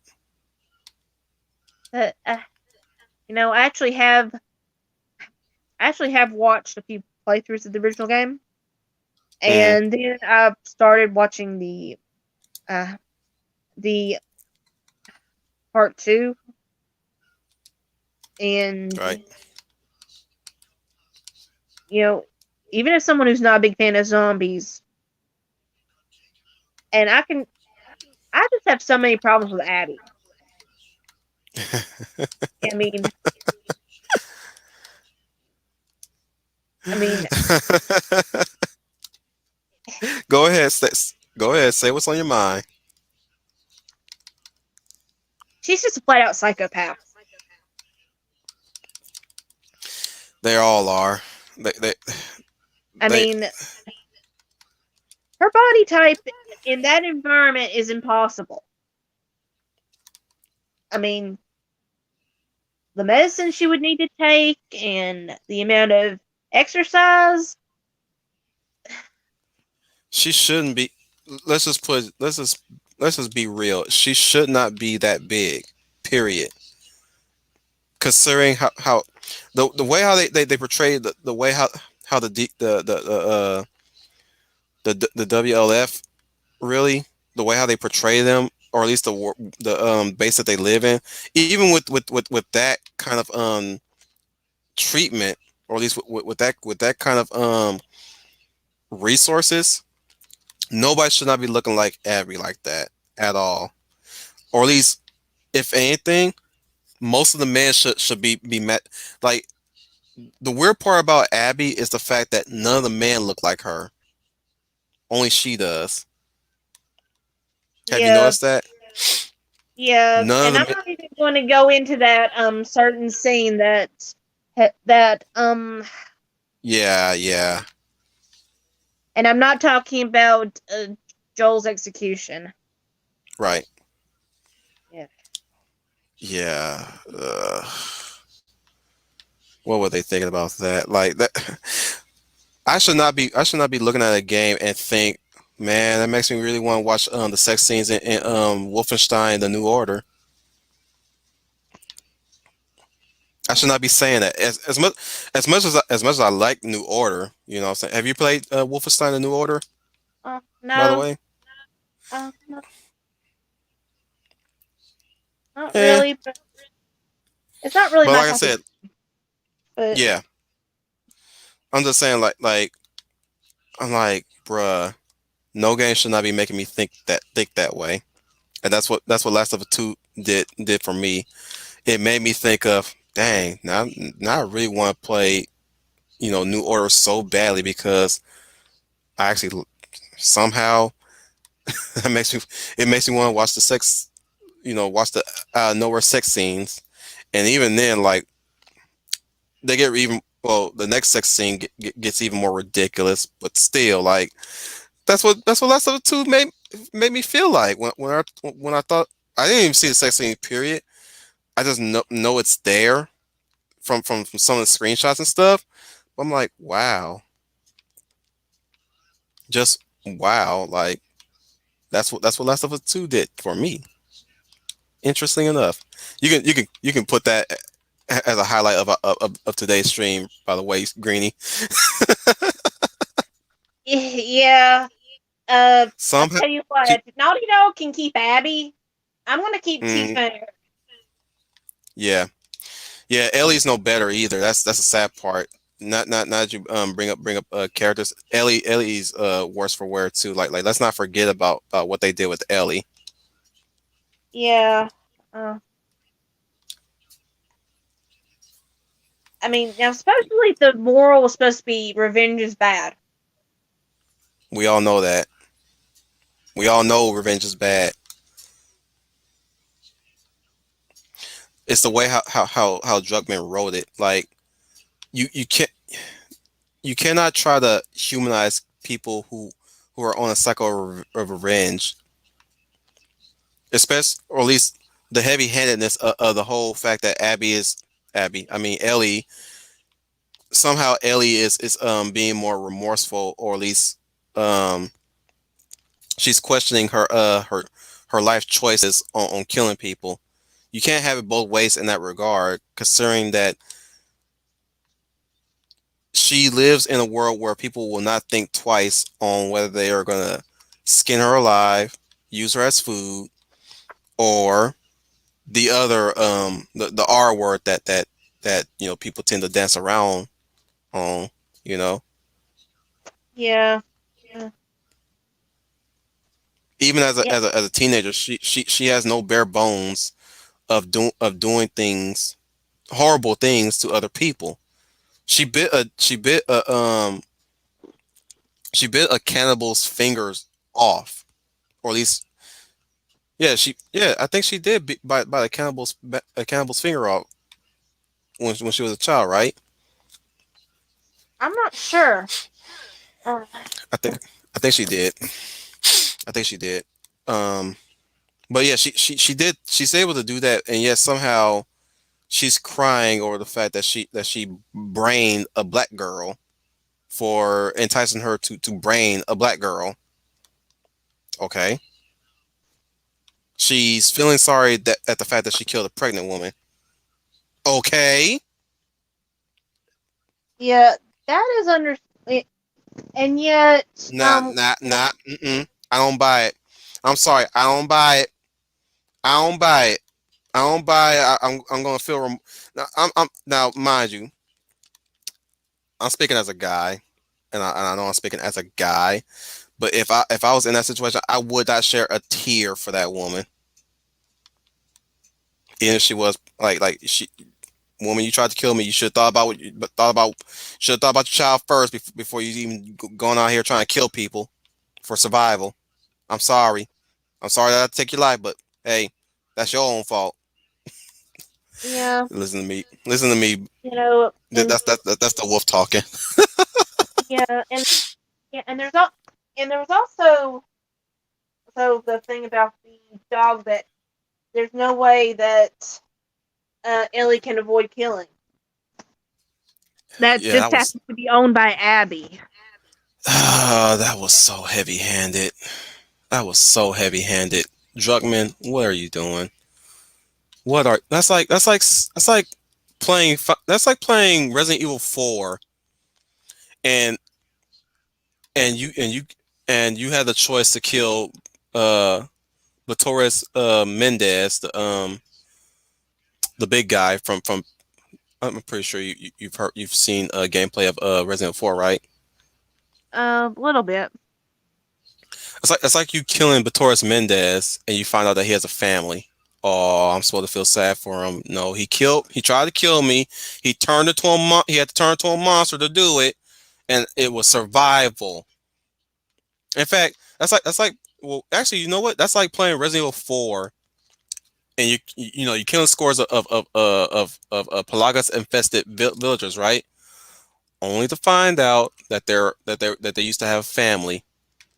But oh wait, the children are all dead because the parasites cannot infest children. If they even try to infest children, the children die.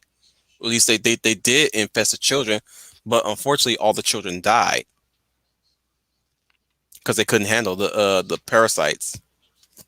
So I'm not gonna feel sorry for Torres Mendez because he has a family. He tried to kill me. Now I will apologize to the family, yes, if they lived long enough. But still, like, that's me dancing around my morals there. Yeah, and like I said, the problem is like it's okay for Abby to have revenge, but It's one not sided. okay for yeah. Yeah, yeah. Go ahead. Yeah, what you're saying is it's one sided. It's completely one sided. I don't like Yeah, that. and yet we're supposed to like Abby better. I mean, Check I'm out all my sorry. Loli's video about that about the Last of Us in comparison to Spec Ops: The Line. Check that out one day if whenever you Okay. get the chance. It's his name is the Almighty Loli. I forgot the name of the title of the video, but you'll probably see it when you check out his channel. Go ahead. What was you gonna say? Sorry, Okay, well, let's didn't mean wrap to it cut you up. off there. Okay, what are the things you would want to see in part two of Part Silent two. Hill? Yeah, I know what you're talking about. I know what you're talking about. Part two. Hmm. I would like to see. I will say this. I would like to see. I would like Niflheim to be playable. I want to see Niflheim being playable. You play young Cloud, young Tifa. You play, or at least what you're suggesting, playing as Sephiroth in Yeah, Niflheim. I could Ooh, actually see them ooh. doing that as the DLC, more No, than I want it to be. I don't want to be DLC. I want it to be actual gameplay. I really want to be in final game. I think it since they want to have Sephiroth running into you every 5 minutes or so, you might as well just have a gameplay dedicated to him. Is what I'm saying. Not DLC. You might as well just have him playable since they want to do all that.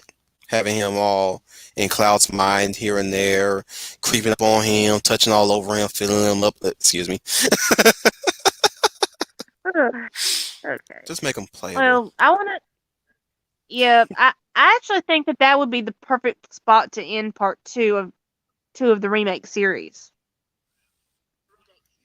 I mean, Mm, it would give them a lot of room to work with. I think as far as different towns and you know if they are going to have a teasable character to for part three, Vincent would be a good one for that.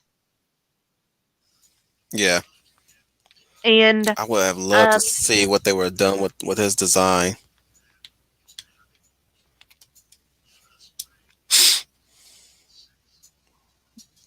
Go ahead. I was just saying and I would like to see what they would have done with his design. yeah, and let's see, something I would love to. Trying to think what else. There's so much. I'd actually like to see some more interaction with Zach's parents. Yeah, I mean, when we do yeah, that visit would be. Gungaka, Yeah, that would be an improvement. Have more interaction with Zach's parents. yeah. Now, because Zach's alive, there is a possibility he could be there too. Possibly, yeah. Um, I'm kind of hoping he's not though. I'm just of the opinion that everybody who had died should stay dead from the original to the remake, which I'm not going to repeat myself on that front. Okay, well, I'm trying to think. What else? I actually am very interested to see what they've done with the gold saucer and how they're going to play Barrett's story there. Mm. Oh, that's right. I was going to mention Dying. I really would like to see what they're gonna do with Dying.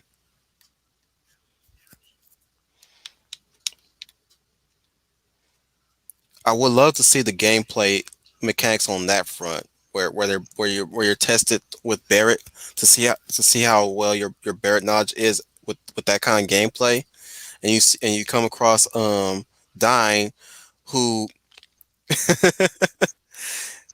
at, to add insult to injury has a better better, let's just say better mechanic, or these better stats in that front compared to how you souped up Barrett. He has a grenade launcher and you don't, and that's probably going to be a later function that you have to that you probably have forgotten to unlock in Barrett's skill tree, you know, or at least Mm-hmm. he probably has elemental fire bullets or elemental bullets that he can use that you haven't unlocked yet. Kind of like where I'm going with this. I want to see another Kimari versus the other Runsel. Mm-hmm. And if you're not fully prepared, you're gonna get burned by those Runsel until TS have to step in. Kind of like Mm-hmm. that. Like if you haven't souped up Barrett enough, then Cloud steps in to help you out. I would like to see a little homage to Final Fantasy X in that regard. So yeah, I definitely would like to see a dying fight in the next part. And I'm also curious to see how Yuffie is going to be added in. I mean, obviously she's going to be an intergrade, but Hmm. how is she going to get in with the main party? I mean, is she just going to show Oh up randomly? yeah, we I haven't mean, covered that extensively, did we? About the whole Yuffie segment. I think that's all it's going to be. Truth be told, I think that she's going to be just she's not really going to be a member of the team. She's going to be a gameplay segment. I'm fearful of that. Now that we kind of like saw the trailer and the gameplay, it almost seems like she's going to be just that. She's going to have her little own side story, but she's never going to interact with the main cast at all. Consider that they gave her a bodyguard, if you will, and what's hmm, his face. But I could I be wrong. realize I that. want to be wrong. Actually, I want to be wrong. Go ahead. Yeah, What you're gonna say? I have a feeling that we will end up with Yuffie. I'm just not sure when, and I'm not sure how. Yeah. Games and movies, man. They haven't really been exciting me lately. Or at least anything in general. Mm. That's Oh, kind of and we forgot to sad. talk about Cosmo Canyon. Cosmo Canyon. Now, remind me of what Cosmo Canyon is. Red 13's hometown. Oh, right, right. Forgot. Yeah, you know something? I'm afraid that we might not explore that. Mm. I'm a little afraid that we might not explore that. Maybe. We'll see. I would like to see the Eagle Fortress. I don't know what it's really called, but it's got that eagle I think that's actually statue. been confirmed for part 2. Oh, please keep the tower defense gameplay. That was interesting.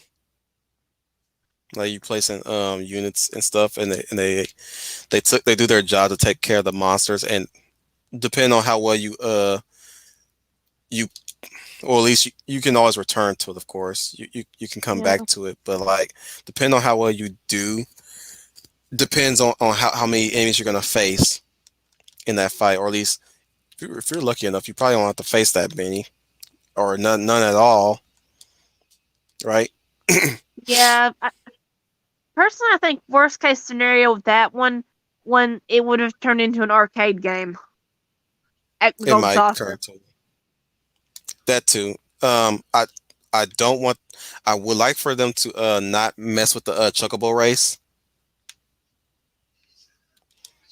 considering how you don't like the way how the motorcycle fight handles in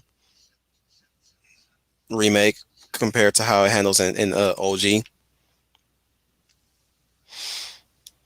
Actually, lot of people say, if they took the chocobos from 15 and kind of had their courses like that, I might be a little bit happier.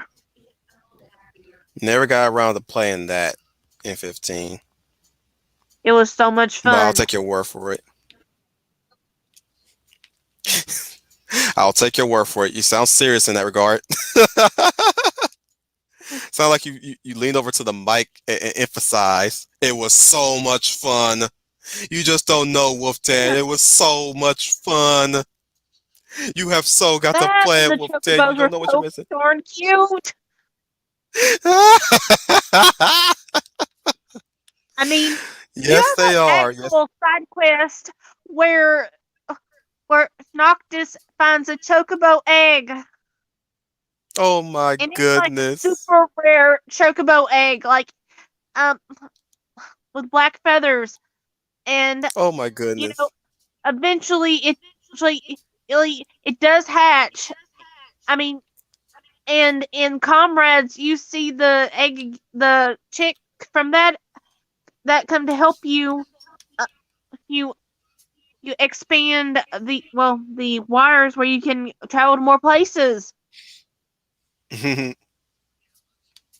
My goodness. So they basically did the child from in a way from Sonic Adventure or Pokemon if you raise your own if you found a Pokemon egg. God, I love those games. So, is there anything that would be a deal breaker for part 2? What will be a deal breaker for part 2 for me? If we have to fight what's his face? That Roach. fatso. Not oh yeah, him. Um what's that fatso's face again? That runs around with his arms up? That wants to go to space.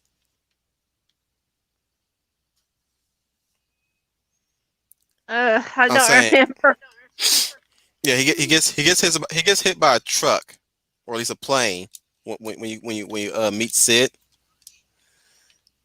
If his battle is much longer and more expansive than it was in the than in OG, where you just fight him for a while and he he meets the brunt of a truck, which was funny.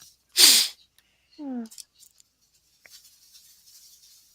That would be a deal breaker, and of course we have to deal with, or at least in the case of him, Roach will come in and make the battle way longer than it needs to be. That will that will Mm. that will that will break. No, that will basically say, nope, What not if doing Roach this. was going to hit him? I would like that. Actually, you know what? If Roach has to be in it, if I will hope that he would change sides. Like this time around, he um he opposed Shinra. Oh, and like I said, I'm hoping that they don't confirm him to be a soldier. Just being able to be good enough to match a soldier's strength. Like he's not Mako infused. Is what I'm saying.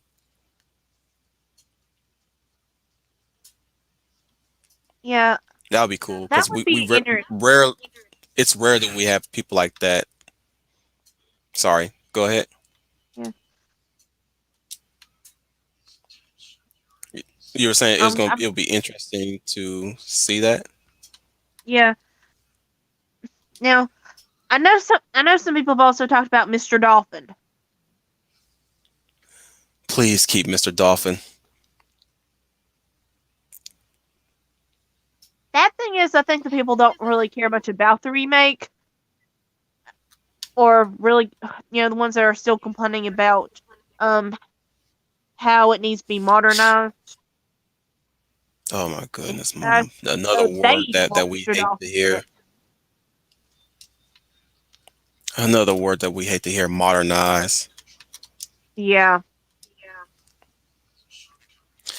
But then again, I wouldn't shed a tear if they don't. If they don't, dolphins are evil anyways. Don't trust dolphins. Never trust dolphins. Well, according to one legend,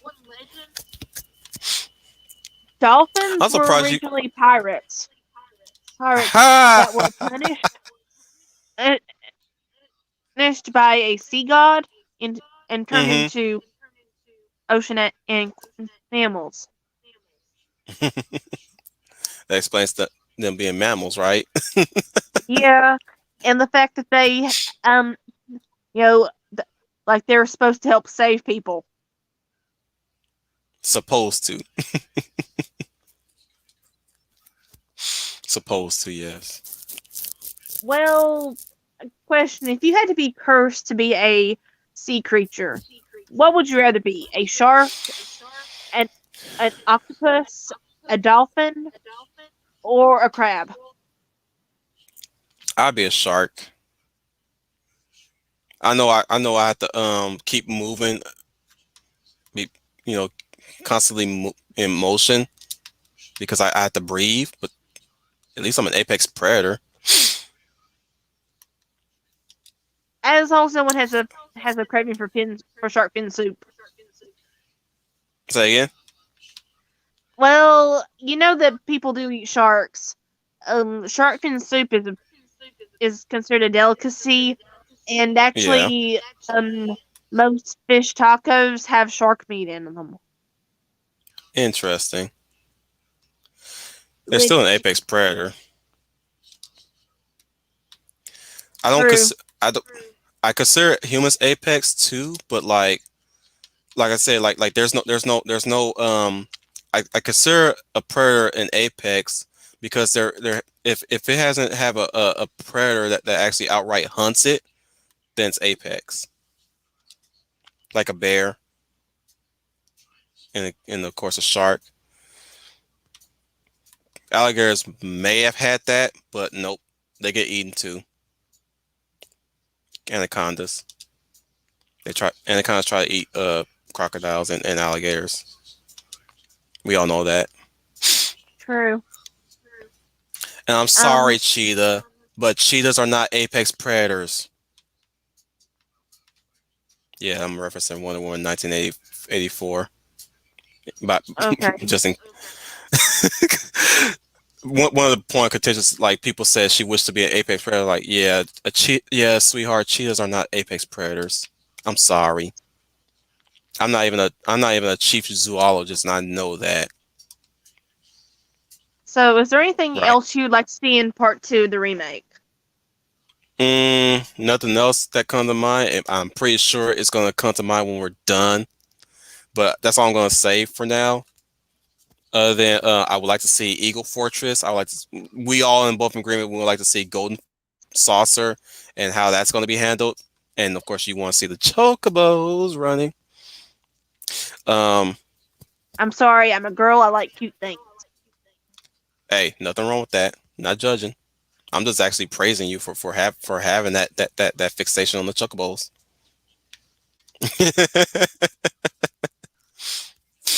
Trust me, Green. If by some miracle you're on my stream with Leia plus size, and you ask her, is he really like this? She'll tell you, oh, he's like this. He's a teaser. He teases a lot. But no, I really want that for you to have the pleasure of riding a chocobo this time around in part 2. As we chocobos should all every Final Fantasy game should always have chocobos, as steeds. Don't Yeah, you agree? yeah. I mean, it'd just be weird if they had a horse, just a plain horse. Oh no, don't put horses in this game. It's just when look, I'm willing to accept a freaking dolphin exists in this world. Don't put no horse in this. That's where my suspicion of disbelief is gonna break. Yeah, I mean, I feel bad for saying this, but chocobos are so much cuter than horses. And this is coming from a country girl. Yeah.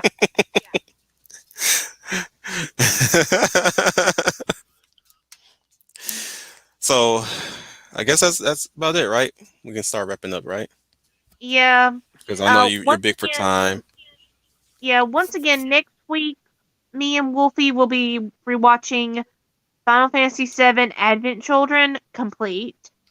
We And, got a lot to talk about there. yeah. Now, Square is going to release a 4K version of that movie. Are you gonna get it? Soon. Because I only got a Blu-ray, I think. I don't have a 4K player, so Oh, you guys have a special player for that. Good to know. as well as a TV. You got why you know there was a reason why Avril Lavigne made that song. Complicated. Yeah. I can relate. I can relate now. Go ahead, Greenie. Take it away. Yeah. Also, so they've got pre-orders for a special Advent Children watch now. Yeah, the limited edition is $350.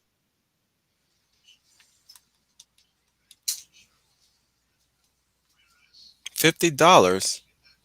350. 300. Who do they think they got? Chelsea Clinton? That's from Rush Hour, by the way. Well, the standard edition is 300. And to be fair, that is for male and female versions. Oh, so there is equality. Okay. Yeah, I mean, I gotta say, they're nice watches. It's probably not something I would wear out too often. Right. Especially with my life with watch bands. I actually wear out watch bands every 3 to 6 months. Oh, I know the feeling. So, I know the feeling. Yeah. Yeah, I get that trouble too. It's obvious that Square has a lot planned for Final Fantasy VII. So hopefully they're going to continue to take care of the of the brand. But yeah, me and Wolfie will be doing a rewatch next Saturday. Not next Saturday, but next Wednesday at 7 o'clock. Right. And actually, that may be a few minutes late because because of how I work. But I should be home by then. And Sweet. and after that, we will start I will start my Samurai Warriors streams. Sweet. So Yeah, we're gonna you start. pretty much completed Remake, haven't you? Yeah. Okay, so now I'm trying to keep track of your gameplay schedule. That's why I'm asking. Yeah. And I may continue to play the original Final Fantasy VII on Fridays because, well, one is going to take a while. Yeah, I don't know if I'm going to be there because because the time that you start is the time I start getting ready for work, Oh. and I work Well, on if you weekends catch the mostly. watches. Right. Well, So yeah, just start getting used to me not being there on Friday, or at least in time enough to chit chat in the chat only, just only me chit chatting. Sadly, well, I felt bad telling Troy the bad news on that regard because he had approached me on MeWe about his Friday stream. I said, sadly, I can't, man, because I work that day, and I work weekends mostly, and I can't be there anymore. He's like, oh my goodness, I forgot. I was like, yeah, it's okay. Don't beat yourself, like Troy. Don't beat yourself up about it, man. okay. Let's close up for the night. All Once right. again, I'm Green Lion Girl. He's Wolf10media, and until next time, guys, stay safe and keep enjoying the video games you love. And Soldier Second Class Zax on the job.